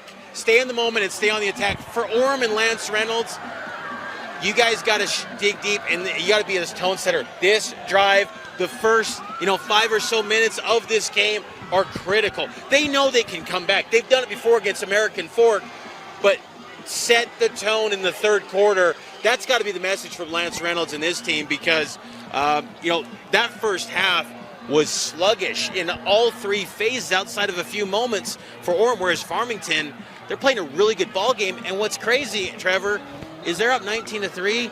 I think they still left some opportunities on the board. Farmington's outplaying Orem tonight in all three phases, so let's see how it goes in the second half. So for those of you who are just tuning in here in the second half and seeing the scoreboard like, oh, that's got to be a typo. No, the way we got here was a drive, a touchdown on the first drive of the game to Afu Fia for Farmington, and then they ended up getting a safety, which then put them to 9, and then they ended up getting a field goal, which then put them to 12, and then they ended up getting a touchdown. Travis Hoops ran, I think it was like a 50-something yard touchdown run to put them up to 19, and then Orem ended up getting a field goal really late in the first half. It's been a jam-packed, action-packed game tonight between Farmington and Orem, and I'm excited for this second half. And we are underway now. Orem will get possession as we start here in the third quarter. And it's not Callaway Akana, it's Beckham Curtis. He's going to take it to the 25 and out to the 30. Good return there from Beckham Curtis. Really good return from Beckham Curtis, and he fends off one defender, gets some extra yards. That's a great start for Orem, but there is some laundry on the field. Looks like holding on Orem, so it won't quite go to the 30. It'll go to the 20. And that's big, because again, you want to play clean. And, coming into this game, Orem had a goal of playing a complete 60 minutes. Now you got to play a complete, 48 minutes or for complete 24 for the second half. So this team has just kind of had some moments where they've had costly mistakes, and that's a big one. And it's going to move them farther back than the 20. It's moving them back now to the 18. So, oh boy, got a lot of yardage to go to get more points on the board. Orem coming off of a big win over American Fork, come from behind. They're going to have to do it again here if they want to pick up a win here in Farmington. Here's Kava. He's going to hand it off, and it looks like he got it to, that is number 9. That's Oliver Bills, the backup running back. And he picks up 3 yards. Good pursuit again by Farmington, and they're not letting the halftime lull take away their energy. That's a good tone-setting play that they're flying around once again to get a nice stop. And then Farmington's coming in with an 0-2 record, coming off of a tough loss to Roy at home, 38-14 in week 1. And then last week it was a heartbreaker to Bountiful 17-12 in our Game Night Live Game of the Week. Here's Kava in double coverage, tries to get it to Bills. Incomplete. I don't know if I would have thrown that ball, Mitch. Great coverage by Farmington's Carter Tingey. He's been an underrated player tonight for the Phoenix. Great coverage, and that was a forced throw by Tagava, and not the greatest decision. I know you got the playmakers all around you that can make any sort of catch, but forced it a little bit. Great play by Carter Tingey. 3rd and 6, ball at the 22-yard line. Big play right here for Orem. Kava alone in the backfield. He'll drop back. He'll throw it out to Kai Wesley. He'll get to about the 30-yard line, and that'll be good for a first down. Yeah, Wesley coming up big. 3rd grab of the night for him. He matches his season total, and he's going to be a good one. One of the better tight ends out west. Rising prospect in the 2026 class, number 31 in the 24/7 Sports composite ratings. Visited Utah last night in their 49-0 win over Southern Utah. Here's Iongi on the run. He'll pick up about 5 yards. A good chunk play right there to get half of the first down. That's classic Iongi right there, where he's not getting sped up and he gets just a good gain on a first down. You put yourself in second and manageable, you're going to be in a good spot where this Orem offense can be more aggressive. They haven't had that often tonight. They've been in a lot of second and behind the sticks. That was where you won the distance and won the yardage on that down. 2nd and 4. So they actually gave him 6. And he fakes the pitch, and then he picks up the first down himself. That's Taden Kaava, the junior quarterback for Orem. And something, Mitch, that Coach Reynolds was telling us before the game, Iongi's not a big kid. Like, he doesn't look very big. Yeah. But he loves the physicality. He does, and I like that move by Kaava. That fake pitch, nice play, good decision to get upfield and get a first down. Ball at their own 41, 1st and 10. Kava will find his guy, Kawe Akana, and he'll get to about the 49-yard line. Pickup of 8. That was a laser by Kaawa, and tight spiral, great throw. I mean, that was just one of those moments, again, where that relationship with Akana, he knows where to be. They are so in sync where they almost just know each other's moves, and quick strike, great ball with a lot of velocity behind it. It looks like Orem's coming out with a little momentum, like Coach Reynolds had something to say to them at halftime.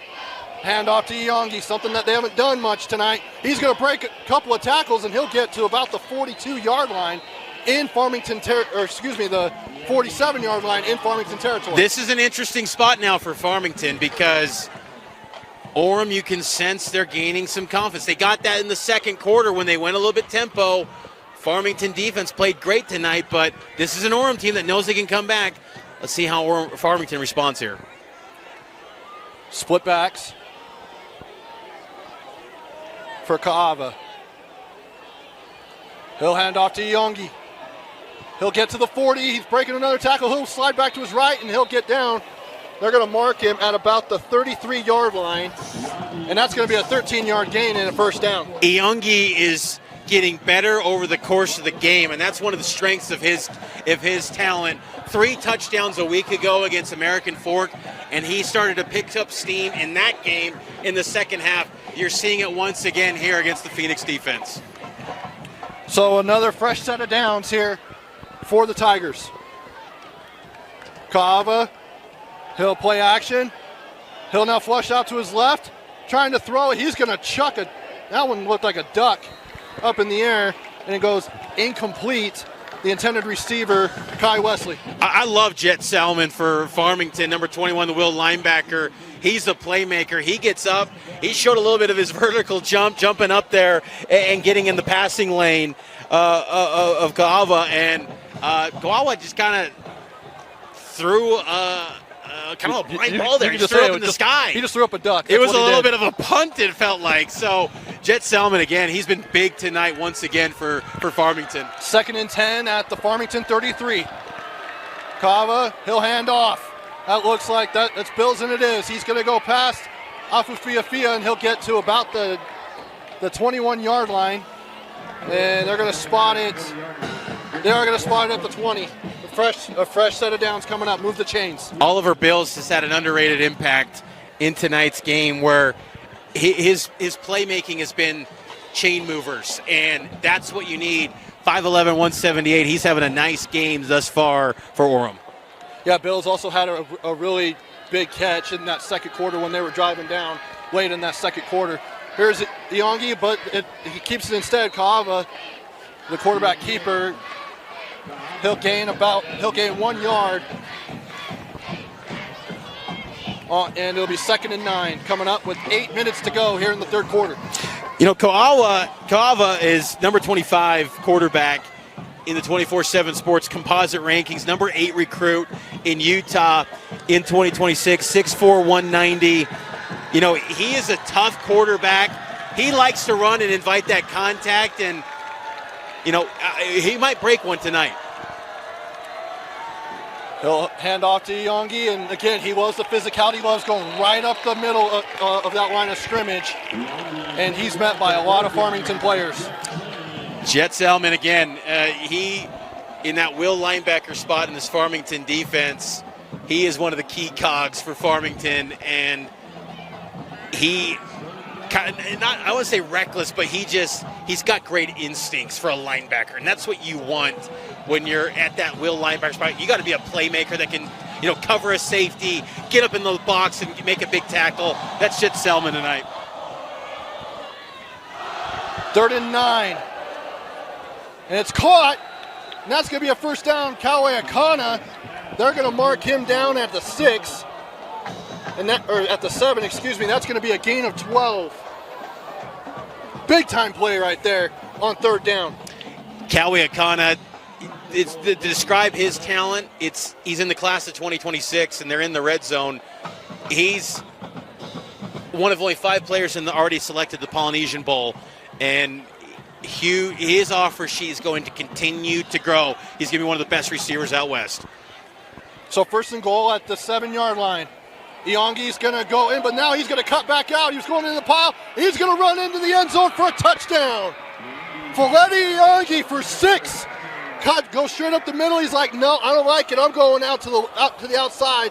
And he now gets the first touchdown of the game for the Orem Tigers. He's a touchdown machine for Orem. Came into the season this game with 4 touchdowns. He gets his 5th of the year. A playmaker who just wears down the opposition. That was an impressive drive from Orem. The halftime adjustments, clearly this offense settling in, back-to-back drives where they're getting points. Orem settling in now. Kauai Akana for the point after. It is good. So just like that, it's now 19 to 10 in favor of the Phoenix. Now, Mitch, the question is, how does Farmington answer? They got to be on attack, and they got to get it to their playmakers once again. And, you know, the good thing is that for Farmington is they still got a 2-possession lead. But you just get a little worried now that Orem has sustained success in 2 consecutive drives. This is a critical drive for Farmington to move downfield. And I don't think get a field goal. They got to get a touchdown. They got to be on the attack. They got to be aggressive. They can't be conservative in this spot. If you're going to be an underdog, you don't go conservative. You got to stay on attack. Coach Dan Coates, I think he's going to do that. And I think that you got to put quarterback Will Peterson in a spot where he can get a little RPO action, take off with his feet, but also find his playmakers like Travis Hoops for some big plays. Something that we ought to point out, Mitch, going on also here on KSLSports.com, Corner Canyon coming off of that massive win over IMG Academy last week.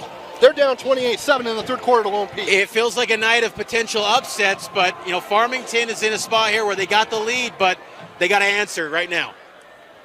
And now we'll go back for a touchback, but as we were talking about at halftime between just you and me, a night of potential upsets, like big upsets, because remember, Corner Canyon, Dusty and them were saying it's probably the biggest win in the state of Utah's history for high school sports. No question. And Corner Canyon's a top 5 team nationally, and You know, Orem here locally in the state, this is a top 10 football team this year right now.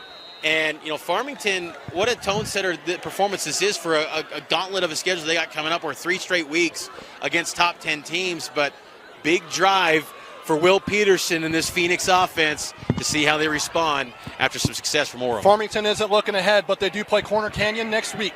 Here's Peterson.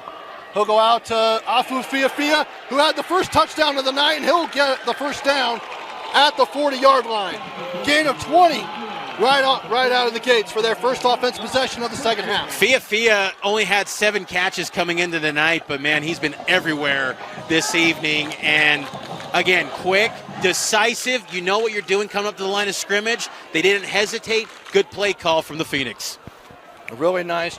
Just drop back, throw it right there, right on the money. Great play from Will Peterson, who's been very good tonight. He's got it in the pistol. He's going to hand off to Hoops. Hoops, oh, he was going to be taken down, and now he's going back out to the outside to the 50.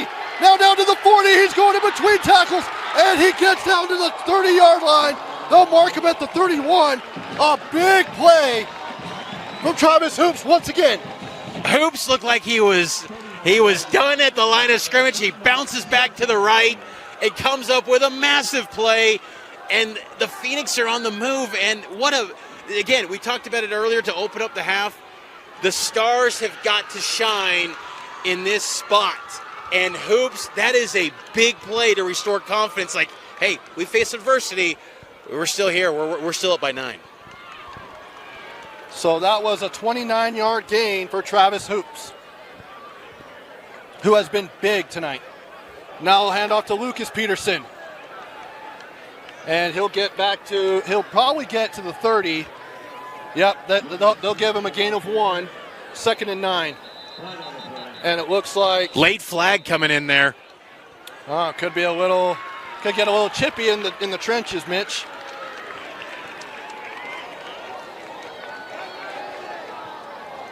We'll see what the call is. Unsportsmanlike conduct on Orem. It's got to be something that happened while in the trenches. Probably a push or a shove down on the pile. And Lucas Peterson, the ball carrier, number 4, he's being looked at by a trainer on the sideline. He's kind of nursing his right arm. We didn't see exactly the extracurriculars, but that's something you can't have. You had a 1-yard gain. That was it. 2nd and 9. Now it's a 1st and 10 in the red zone. At the 15-yard line, and another. Now it looks like they're going to go back on a false start. So, in all reality, that was a 10-yard penalty as far as the unsportsmanlike conduct penalty. Because now they're at the 20, just right at the red zone. 1st and 15. Farmington here, they've got to go with Travis Hoops again. I mean, he has been shining bright tonight. They got to get him the ball. He just makes special things happen. He's done it this whole entire year. For a Farmington team that's looking for their first win, Trevor, get him the rock. And it would be a big win at that if they could get it done here tonight. Here's Peterson. He's going to throw it deep in the back of the end zone. No, and it is incomplete. Great coverage right there. And that was intended for number 18, Kaba Fiafia. I love that shot, though, by Farmington. You know, you're in a 1st and long, and I like just the chance to go pick all of it up and go to the end zone. But now you're in a 2nd and 15. You got to get some yards to put this in a 3rd and manageable because, again, you don't want to settle for another field goal here. You got to punch it in and get a touchdown. Good coverage by the Orem defense. Yeah, by Easton Finch, the senior. Now it's 2nd and 15 at the 20. Peterson back to pass. It looks like a screenplay, and it goes to Hoops once again, and a flag is down. He's probably going to get into the end zone. He gets to the 3-yard line, but I'm guessing it's going to be called back. Yeah, it looked like that was on the Farmington offensive line. Nice play call design, but a little bit of an extra hold, and that created the opportunity for a gain, but we'll see what the flag pending here. Yep, and the Farmington offense is going backwards.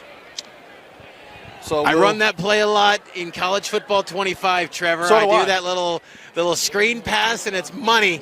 But it was, but you can't have that hold. It is critical. You can't have that, and it was costly here for the Phoenix. So, and that's noteworthy too, because if you get stopped and you don't pick up any yards, I mean, you'll be facing a lot longer field goals. So, big penalty for the Phoenix, who keep moving back after they got up to the 15-yard line. So now it's 2nd and 20 at the 25-yard line. And I'm sure a lot of controllers would be broken if you do that screen pass and you get a holding call when you almost get in the end zone. I play on Heisman mode, and I'm just chucking that bad boy after I get a big penalty. Here's Peterson. Drops back again.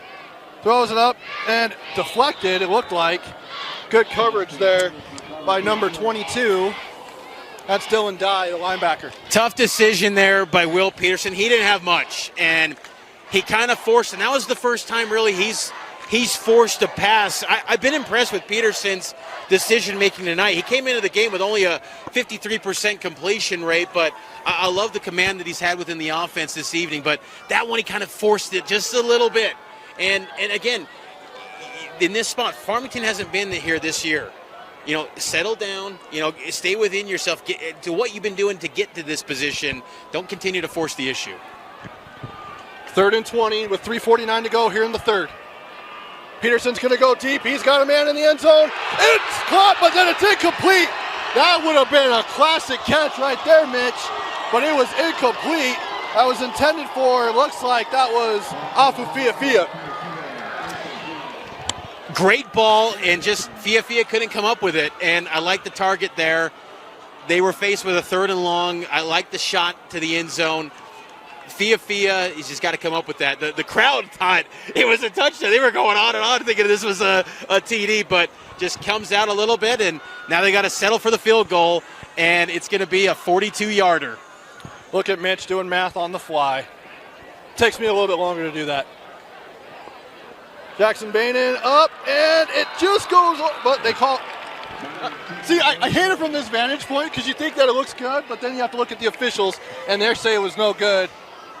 That was a low knuckler a little bit, and that was again, the penalties cost them. And, if you're talking a 32-yard field goal attempt, probably knuckles its way in, but 42 yards just a little bit too far, and Farmington comes up empty-handed on a drive that they got all the way down to the 15. So big win for the Orem defense to get off the field after they made some costly penalties on their side. So they escape, and now it's time for the Orem offense to try to get a 3rd consecutive score possession.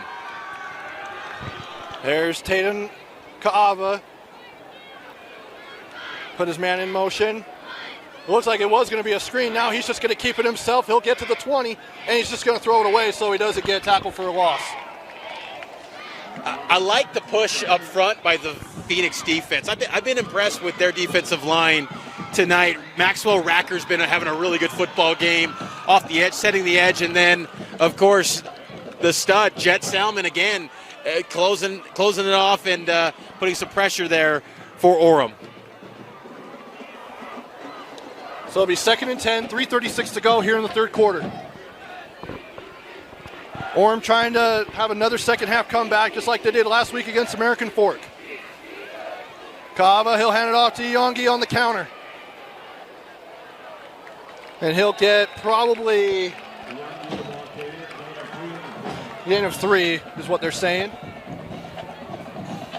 This is a big 3rd down, Trevor. 3rd down coming up, and Farmington came up empty-handed. All of that could go away if they could force a 4th down here. You're already getting this clock down to 3 minutes. You get off the field here if you're Farmington. And again, in the pregame, we talked about the keys. Finishing it off. You got to finish the job here and get off the field and give your offense another crack at the ball. This is a big down right here for the Phoenix. And the 3rd down jump, it looks like Farmington adopted it from the Muss. Here's Kaava, tries to go to Kawe Akana, and it's incomplete. Great coverage right there by Afu Fiafia. Afu Fiafia is having a heck of a game. Best game he's had maybe since in his comeback, coming back from cancer. And I think that this has been one of the best shining moments tonight for Afu Fiafia, having an impact all around the field. He's going up against one of the best receivers in the state, and he's right there in coverage.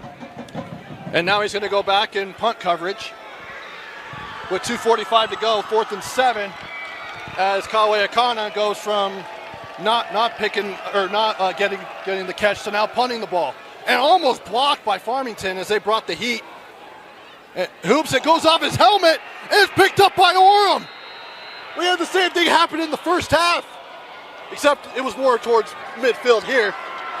Earlier in the first half, that happened over in their own territory, deep in their own territory. Akana with a punt that had a great hang time. So the entire Orem special teams coverage group was down right when the ball hit the Farmington return man, and it just goes off his lid. Live ball, Orem comes up with it. Great punt from Kali Akana, who can just do it all for this Orem team. I'm sure he's probably able to be recruited at almost any position. But again, Trevor, Farmington got to finish the job. They let an opportunity squandered. Exactly. And now they're already in Farmington territory as they go to Iongi. And he'll go down to the 35-yard line, a gain of 8. Iongi being the leader that he is, since the moment, it's like, I got to get some big yards here on first down to get a second and manageable. Nice gain of 8 up the middle, trying to wear down Farmington's defensive front. So 2 muff punts tonight, 1 from each team. Didn't have that on the bingo card tonight, Mitch. Did not, but special teams are critical, and Orem's had their share of blunders. They get one on their side on that moment. Kava, he'll hand it off to Iongi once again. He'll get to the outside. He gets to the 15, down to the 10, and he's grabbed down by the ankles from Lucas Peterson. And now go down to the 10, a gain of 25 for Foleti Iongi. Iongi, he might not be the scholarship offer sheet like some of the other guys on this Orem team, and they got a bunch of them. But Iongi is the soul of this team, puts him in the red zone. He is gaining steam as this team is just getting the momentum is starting to shift to Orem's side. And it looks like we got a timeout. Probably a good one if Farmington's taking it, because a lot of momentum is on Orem's side, and they're not able to stop the run right now, Mitch. Iongi was gashing that Farmington defense the past 2 plays, because that punt, muff punt, was a blown opportunity. You filled that, and you're killing this clock until you're going to the fourth quarter with a 9-point lead. Most likely. Probably going to be in Orem territory as well, because the ball was right about the 45-yard line in their own territory. So they're facing adversity right now, and they're clearly facing it as Iongi keeps gashing on these back-to-back plays. The messaging from Dan Coates and that staff has got to continue to be on attack. I mean, they've been doing it all game, but they are clearly now a little bit of case of questioning themselves. It's showing that signs of being a winless football team. Where can they finish the job? Whereas Orem, they've been in this spot, Trevor. They know that they can come back from deficits. I mean, they rolled off 26 straight last week against a good American Fork team. They know they can get it done, and you're sensing that belief continuing to grow. And here's Kava. He tries to get it to, I think it was Kawe Akana. It was. And I think they're going to get him for pass interference.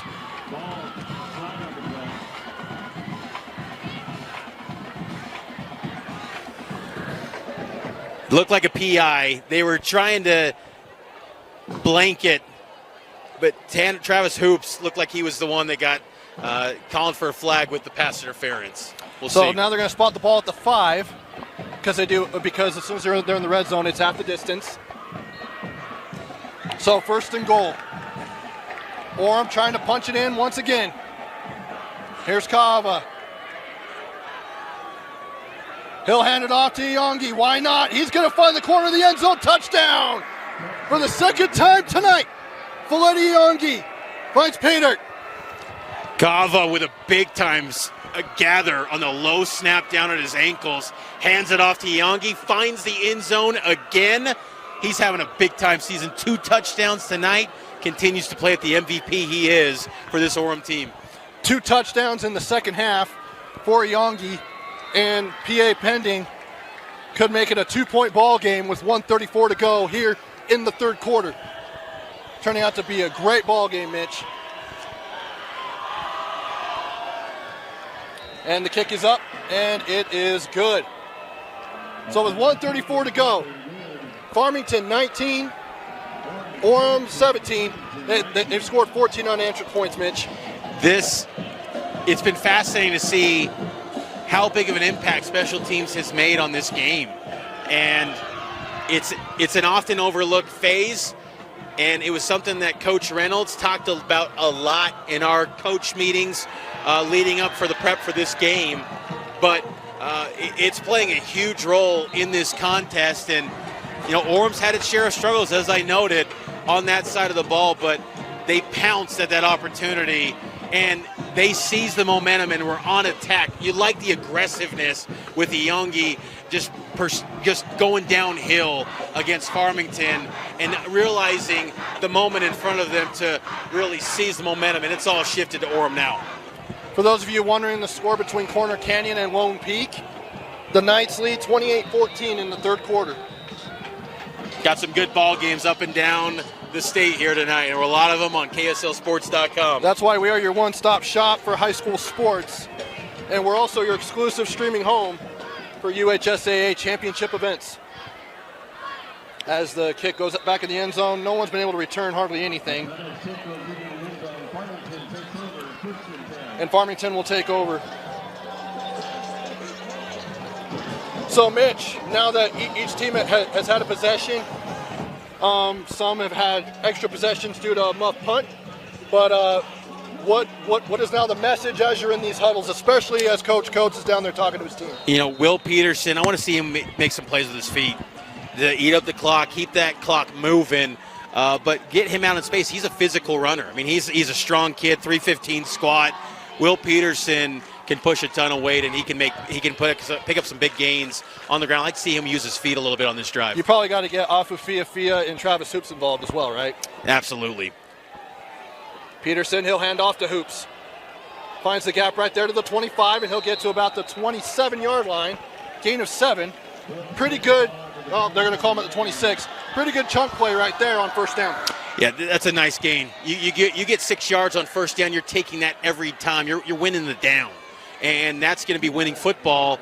And it keeps running that clock, because it's probably feeling very slow for Coach Coates in this, and that clock's like keep moving, tick tick tick tick tick, and just keep that thing moving. And that's a nice gain on first down. Approaching 1 minute left here in this ball game. Or excuse me, in the third quarter. We're not in the fourth quarter. Don't freak out, people. Sorry. Now he'll go out to a screen pass to number 2. That is David Shepard. We haven't talked much about Orem DB Will Rasmussen. That's a nice play out in the open field by Rasmussen. He's going to be a good one for Orem. He's a young prospect. A little, the measurables maybe not as big time, but he's going to be a D1 athlete. Already has interest from Texas A&M. Rasmussen is one to watch. It was a nice open field tackle by him. If you guys are wondering about any of these prospects, just follow Mitch Harper on his social media accounts. He's all over it. I love some recruiting, and this state continues to get the best colleges flying in to pursue these prospects. And now the handoff, I think that was to Hoops. And that was 3rd and 1. And he does get the first down. So Mitch, as we wind down here in the third quarter, I'm going to ask you a question to tease it, and then we're going to come back and answer on the other side, all right? Let's do it. Is this the best talent the state has had in a long time or ever across the board, across the state? Is this the deepest talent as it's been? We'll get that answer after this here on KSLSports.com. Welcome back. Start of the fourth quarter, 19-7 Farmington with the lead over Orem. Trevor Allen, Mitch Harper. And Mitch, the answer to my question is, so for you, is this the deepest talent the state has had ever as far as being able to recruit at the highest levels to the biggest programs in the country? In terms of depth, yes. From 2025 to 2027 classes, there's some really good prospects. As far as the top end, I see there's been better classes when you think about Kingsley, Noah Sewell, Puka Nakua, Orem guys, but there's so much depth here in this state. Now the handoff to Lucas Peterson here on first down at the 31. Good to see him back out on the field. He got banged up a little bit on the last drive kind of was getting attended to with his arm. He's back out on the field, and hearing the turbulence before the fourth quarter here at Farmington, it made me think of BYU, who's in action tomorrow night. They're big on turbulence. Then Farmington was the student section below us. They're excited. There, I got their Phoenix up by 2 here in the fourth quarter against top 10 Orem. For our Utah County offense or audience, I will ask Mitch about the BYU quarterback at some point tonight on the broadcast. But not right now. It's too close of a game. 2nd and 5. Ball at their own 36-yard line with 11:15 to go in the game. Here's Peterson. He'll hand off to the other Peterson. That's Lucas. And he'll probably get 3 yards, I'm guessing. Yeah, they're marking him down to 39. So that'll bring up 3rd and 2. A big play here if you're wanting to come out here with the win if you're Farmington. Get the ball to Travis Hoops.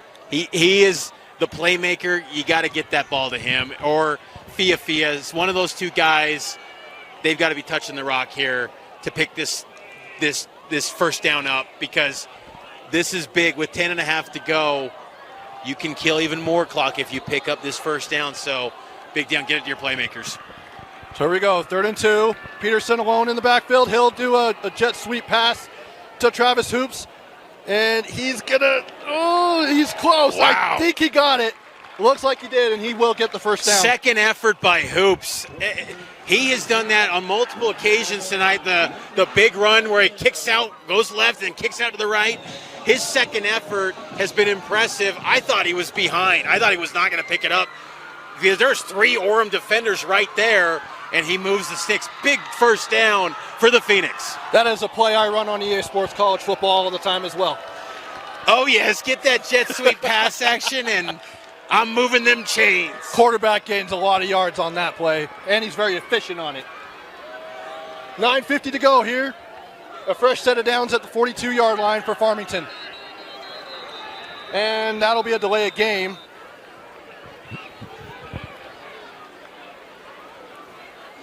Play clock went down to 0.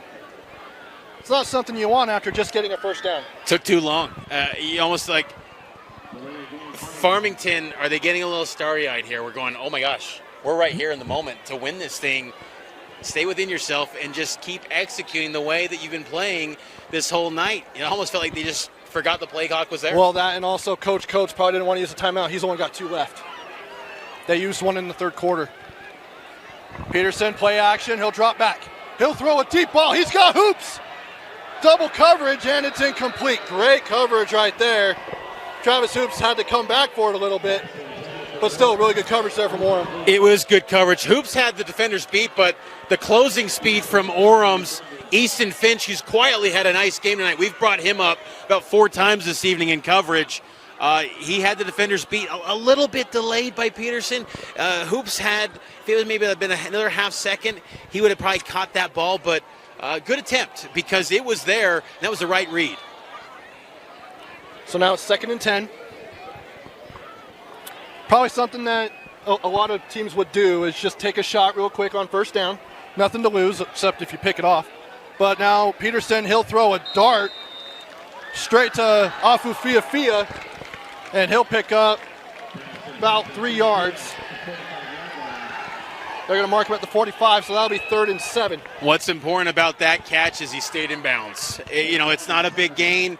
You're still in a 3rd and long, but you kept that clock moving. Had he gone out of bounds, that would have been not ideal. But for him to stay in bounds, okay, you move on. You go into 3rd and 7, but that was important. Just keep that clock running. So now 9 minutes to go, exactly. 19-17, Farmington with the lead. Here's Peterson, sends Hoops in motion, and play clock back down to 0. And Coach is gonna have to use a timeout.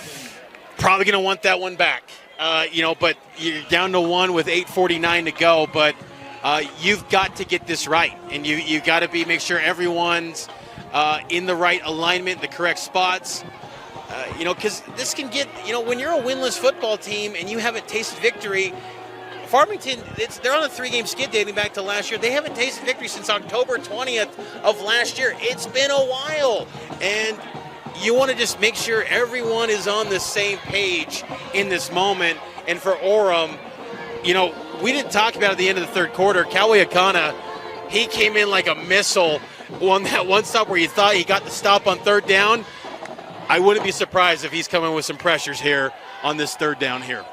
Probably got to dial up something here if you're Orem's defensive coordinator, who's new this year, according to Coach Reynolds. He loves the scheme he's brought to the Tigers. They needed a shakeup after last year having a 5-7 campaign. They shook it up, and I think it's working so far. And big down here on 3rd and 7. It's a battle of former Cougars here in Lance Reynolds, Daniel Coates. Peterson, he's got hoops, and he's got the catch. And that's a big play. Oh, excuse me, that's Afu Fia. Don't want to take anything away from him.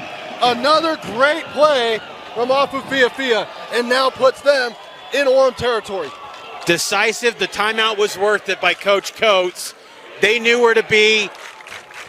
Decisive read by Peterson. Great route by Fia, and he tossed it. He didn't delay.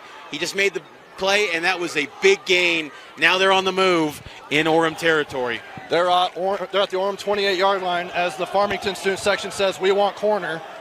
Well, Corner Canyon's down right now to Lone Peak. Now here's Hoops. He avoids one tackle and he can't get past Kawe Akana for that tackle for loss. That's what I was talking about there. Kawe Akana, he just flies in, man. Like he's a special wide receiver, but at the next level, at Power 4, he could be a Power 4 linebacker or a nickel back. He is that versatile and that high level of a prospect, and there's been flashes of that talent on the defensive side in this second half.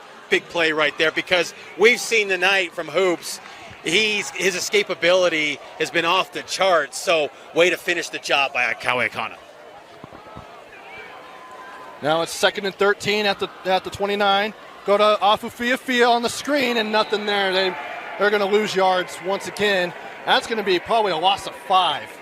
Another nice play by Will Rasmussen, and you know, he was a guy on the 7-on-7 Pink Outlaws team. Really good athlete. He's like probably a box jumper extraordinaire in the weight room. But Rasmussen, he's got an offer from Utah, Oregon State, Texas A&M. Nice play again. He's becoming up big in the second half. So that brings up 3rd and 14 at the 33-yard line with 6:57 to go. The clock is running. Farmington trying to pick up a team over the number 6 ranked Orem Tigers, according to the KSL Sports Rewind Top 25. Here's Peterson. He'll throw a deep ball. It's not going to go anywhere, as the intended receiver is Cooper Lopez, number 81. Incomplete, and it brings up 4th down. You'll take that because at least it floated a bit. You didn't like that, but it was completely out of reach of everyone. So you just don't want it to be a situation where you're having a turnover. And that was when you're floating a little bit, danger can happen. So got to keep a little bit more tight like he did earlier with that pass with Fia. It took a minute for Coach Coates to decide what he wanted to do. Now the play clock's down to 10, and looks like they're going to punt it. They're not going to kick a field goal. I think I would have gone for it. I mean, I know it's 4th and long and 6:30, but, man, Orem's offense has just been on fire as of late. But, hey, you know, Farmington, they did get a stop before that special teams muff. They got to do it again. And they're going to take the delay of game, which puts them back more, gives the punter more space to cough and kick it. It's just tricky because will you get the ball back? Because 6:30 with this Orem offense with Iongi, who could kill the clock and just move the chains, it's a risky move, but I also understand it from Coach Coates' point and try to pin him deep as they've done earlier tonight. But key also is to catch the ball. Kawe Akana. Oh, that took a very fortunate bounce for Farmington. Great bounce. Rather than bouncing into the end zone, it bounced the other way, and they pin it down to the 3. It worked out masterfully for Farmington. Kawe Akana thought he was going to bait everyone and act like he was fielding it around the 5 or 6 yard line. It bounces around the 1, bounces back, and pins them deep where they're going to have to go 95 yards. Great job again by the Farmington special teams. It bounced at the 3, but then they were able to down it at the 5. So at the 5 yard line, 1st and 10 here for the Orem Tigers. Could we see more magic here as they've scored 14 unanswered here in the second half? Here's Tatum Kava. He'll hand off.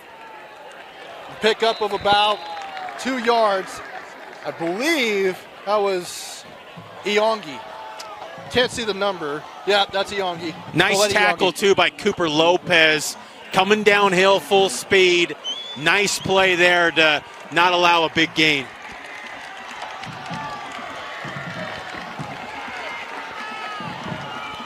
Clock's ticking now. 6:05 to go here in the ball game. 2nd and 9 See, at the 6. Orem's being patient. You know, they've been in these spots before. They know who they are offensively, so they're taking their time. Send a man out in motion. Tries to go to Fleti Yongi, and he just could not get that screen play, and it's incomplete. So now it brings up 3rd and 9. Little nice screen pass. It was there. Iongi just a little bit thrown to the right of him. If he threw him in stride, he's getting some yards and probably moving the chains, but it's a game of inches. His hands just aren't that big enough yet.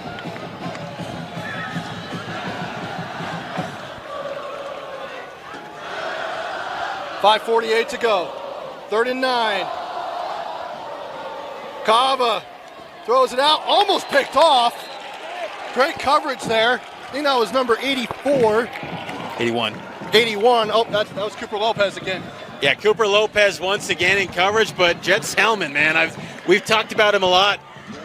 And he was in pursuit and created the uneasiness, and then Cooper Lopez in coverage. It worked out brilliantly. I was a little bit nervous going for the punt. Coach Coates knew. He called the timeout, pinned him deep, and now they're getting the ball back. So now Kawe Akana is pinned back in his own end zone. And Farmington brought the heat. And Travis Hoops is going to get it at about the 48-yard line. His knee was down. His knee was down, yeah. I was going to say, he didn't call for a fair catch. That's a missed opportunity there because he had some room. He had some opportunity to gain, but really, all things considered, for Kawe Akana, back in your own end zone to get that punt to the 50, that's a good punt.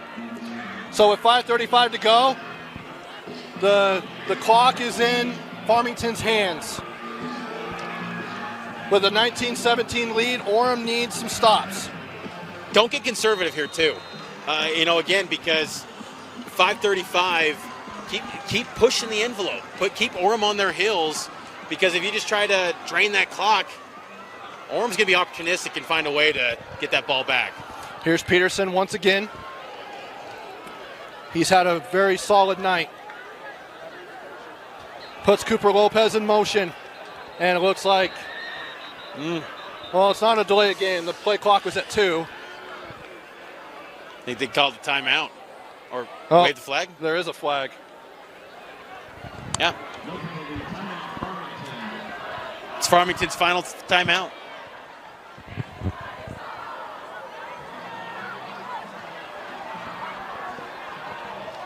Orem has all 3 of their timeouts. Farmington, that was their last with 5:33 to go. 1st and 10 on the Orem 48-yard line. That probably wasn't ideal to call a timeout. No, it wasn't, but it worked out last time to make sure. Because remember, they had called the timeout and they got a big gain with Afu Fiafia. You'd like to have a few of those in your back pocket, but you gotta call them when necessary. Because that play clock was getting down to 2. Apologies for those who thought we were still in the 3rd quarter. I forgot to change that.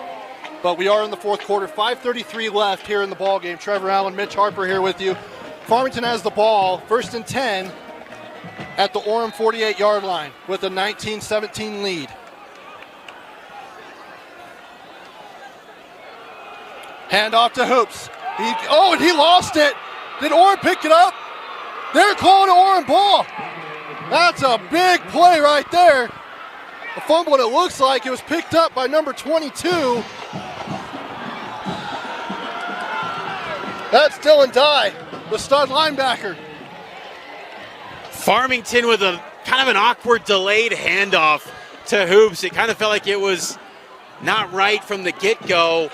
And then Hoops loses the ball. Orem takes over. This game has had a bit of everything, Trevor. Almost everything you could imagine has happened. Iongi with the run, and he's going to pick up. That's a good pickup right there. He's got a great feel for that, where give him the rock when the momentum is on their side, feed him, and he'll get you yards and keep Farmington on their heels. Normally you would think we got to go to Kawe Akana, but if you want to chew up the clock while also getting down the field, getting yards, Faleti Iongi's been able to do that. Down to 5 minutes. 2nd and 5, and it looks like a false start. Nope. I think they're saying neutral zone infraction. Yep, it is. Right now, Farmington's just shooting themselves in the foot. It's unraveling a little bit for them. You know, they found answers this tonight. Curious to see now that Orem is on their side of the field, do they have that same confidence? One thing when Orem's backed up against their own end zone, it's another when their Orem is on the move. 4:50 to go. Kaava hands off to Iongi. Why not? Feed the beast. And it'll be 2nd down. Gain of 2. Bring up 2nd and 8 at the 41. Underrated throughout the entire night has been the Farmington defensive line. They've done, all things considered, a really nice job against that huge Orem offensive front. I really thought Orem was going to have a decisive advantage in the trench. Farmington is holding their own this entire game late in the ball game. I mean, Mitch, if you just look at the size, No comparison question. between both of them, especially that the tackles for Orem are freshmen. Play action. Kava throws it deep. He's got Akana wide open, and he's got it. Touchdown. Oh, he dropped it. But I think he picked it back up. Did he drop it? No, he didn't. But that's a touchdown. Kawe Akana. That was a beautiful throw from Kaava. Kawe Akana, 41-yard touchdown, and the Tigers have the lead. That's the big lifter that we've been expecting all night from Orem. You know, it's been a lot of quick hitters to Kawe Akana all night. That was the big one, and Travis Hoops was in coverage, and he just kind of slipped. He hit the ground, and Kawe Akana broke free. That's a tough moment, but that's the playmaking ability of Kawe Akana, how he can stretch the field. Especially with his speed. And Kawe Akana kicks the field goal and now makes it a 24-19 lead in favor of Orem. Mitch, that is 21 straight points for the Orem Tigers. It's what they did last week against American Fork, and you know, no one expected them to be in a hole tonight, but Orem, their explosive playmaking ability, they're never out of any game. You know, we were in the halftime break, and we knew that Orem was going to have a run. You just didn't know if they would, get over the hump, because Farmington's been playing a really good ball game tonight. But Orem has capitalized on these second half mistakes by Farmington. The blunders on special teams, the fumble on offense. Orem pounced quick and scored, and that's the difference in this ballgame. Those 14 points are really the big difference. And just looking on the sideline right now, the defensive coordinator getting after Farmington's defensive line, who you've credited all night. They've been really good. And that'll be another touchback for Kawe Akana. Kid can do it all. With 4:03 to go, again, it's not over by any means. No. It's a 5-point game. 4 minutes to go. Farmington just needs to settle down. We've seen from Farmington explosive playmaking ability. It's one thing when you're at 19 points and you've just been dink and dunk. No, they've shown the ability to get big plays. Fia, Hoops. And I'd get a touch to Hoops. After that kind of tough moment there, get him a touch to kind of right that wrong a bit. But Fia, Hoops, get them the rock. And they've shown that tonight. Let's see if they can get it done again. Farmington's bringing out all their playmakers. They've got Travis Hoops, Lucas Peterson, Afu Fia, Cooper Lopez. Daniel Coates is going for the win here. 4:03 to go, 1st and 10 at the 20. And another penalty. And as you can see, the camera shake. Well, I would say to the Farmington students, Your team's on offense. You simmer down on offense. Yeah. You kind don't of wanna be too loud. self-inflicted a false start because you got rowdy. Yep. You're on offense. And that's not how you want to start a potential game-winning drive. Orem's like, yes, please get loud, Yeah, get down your louder. feet. And play action out to, that was a nice hit there by Akana on Travis Hoops. But it's incomplete. 2nd and 15 coming up. I love Kawi Akana's ability on defense. I'm almost feeling like I'm coming away loving just the missile that he is on defense because he comes in with such intensity and the level of his hits, man, it's intense. Looks like we have a sideline warning.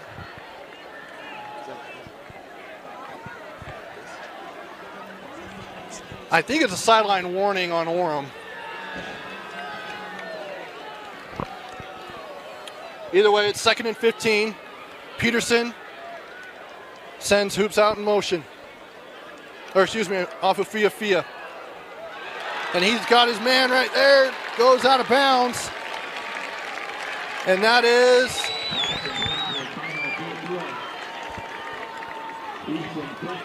Kava Fia. The young freshman coming up big in a clutch spot with a nice grab. Picks up 12 on that play. 13, excuse me. So that's 3rd and 2 now at the 28. 3:45 to go here in the ball game.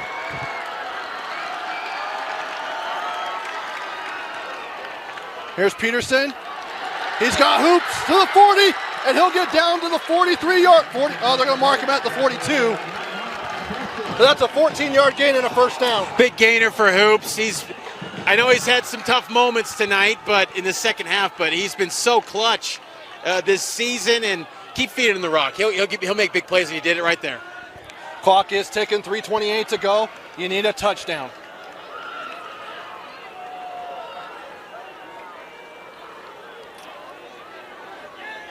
Now here's Peterson.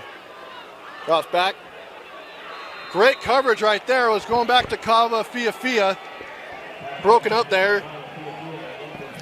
Love the pursuit from Make Apo, and huge size from the interior, number 50 for Orem. That's a big boy.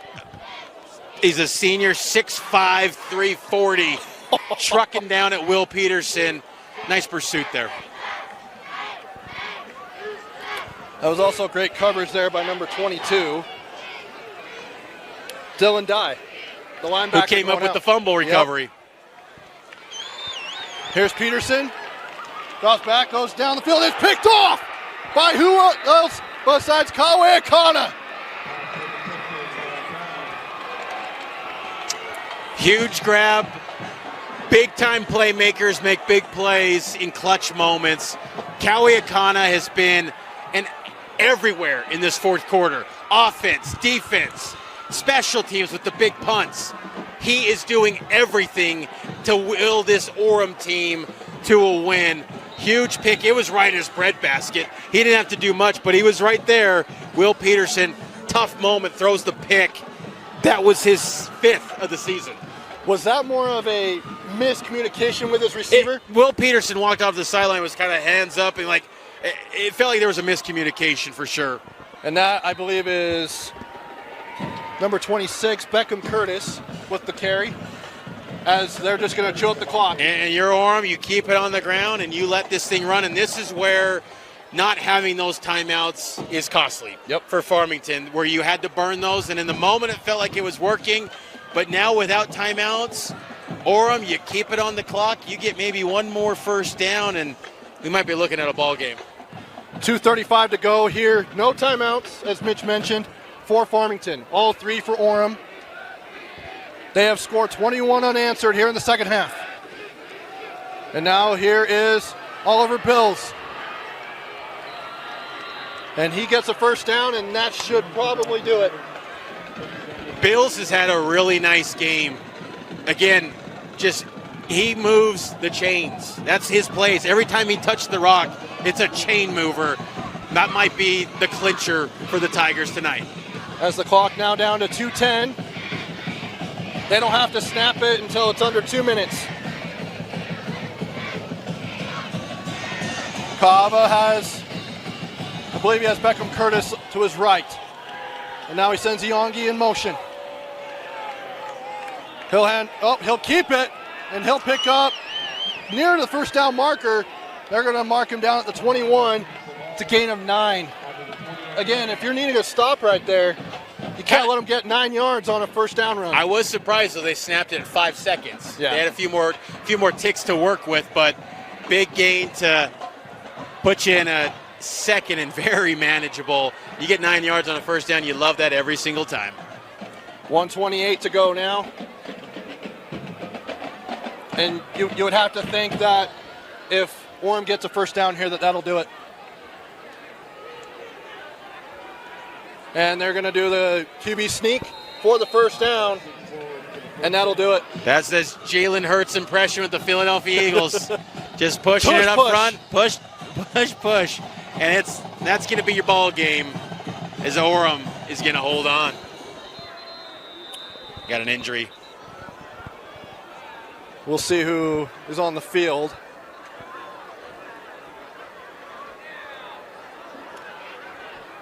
But Mitch, as we sit less than 24 hours away, I think we're 22 hours away from kickoff for BYU and their season opener, second year in the Big 12. Quarterback controversy.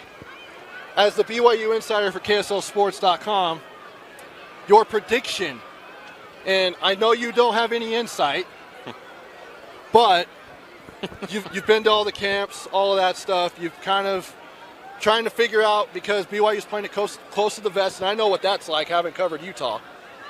Who's going to be the starting quarterback tomorrow night? I think it's going to be Jake Retzlaff, the returning quarterback from last year. Started in 4 games, was 0-4 though last year. I think it's going to be Jake Retzlaff tomorrow, as we see the injured player for Farmington coming off the field, and that's, I believe, number 89, or let's see, 83. Trying to get a clear read on that. That looks like 89, I believe. We'll look at our camera here. That's Spanky doing a great job here on the camera. That's number 89. That's Porter Bowcut. Hopefully he's okay. You don't want to see that at any point in the game. He's also a big part of that defense for Farmington. It's been a huge effort tonight from Farmington, and again, it's kind of what we talked about at the beginning of the game, finishing the job, and that's where Farmington is like. They gotten better again tonight, but they ultimately couldn't finish the job. There was too many opportunities even left in the first half where you left points. You had to settle for some field goals. They couldn't finish the job, but Orem, their star power, their talent, shined bright in the second half. Kava's just going to take a knee with the 1:04 left. Mitch, I really do appreciate you taking the time. I know on the eve of the season opener, it's not ideal to call a high school football game, but I think it's been a joy. It's been an absolute blast, and you know, the hospitality here at Farmington High School has been outstanding. Big shout out to them. We got some cool water bottles, some hydro jugs. Yeah, it's been a lot of. Could have put fun. water in them though. I'm not going to complain about it though. They are very nice. A lot of fun here tonight at Farmington. It's been a great football game, and it just kind of embodies the depth that's in this state, talent-wise, across the state. And that'll be the final knee of the night. Mitch, I need your Heidemann & Associates player of the game. Kauai Akana, how can you go wrong? He had the game-winning touchdown, the pick, the key punts, the punt that led to a muff punt from Farmington. Kauai Akana, 2026 class junior, 3-star recruit. He is big time. Remember the name. He is going to be a special football player for Orem High School. You guys can check out Mitch Harper on his social media. You guys can also check out his work at KSLSports.com. If you're a BYU fan, you've got to check him out. No one does it better covering the Cougars other than Mitch Harper for KSLSports.com. Nice work tonight, Trevor. Yeah, hey, Mitch, we'll have to do this again. Maybe not before a season opener, but I know this wouldn't have worked next week because BYU is playing Friday night. But we'll definitely have to do this again. For Spanky, our cameraman, for Mitch Harper, I'm Trevor Allen, saying the final score tonight, 24-19. The Orem Tigers move to 3-0. They will take on the West Jordan Jaguars next week on the road. And Farmington, it doesn't get any easier. They take on Corner Canyon. Again, for Spanky, for Mitch, I'm Trevor. This has been the Rewind Sports Network on KSLSports.com. Good night.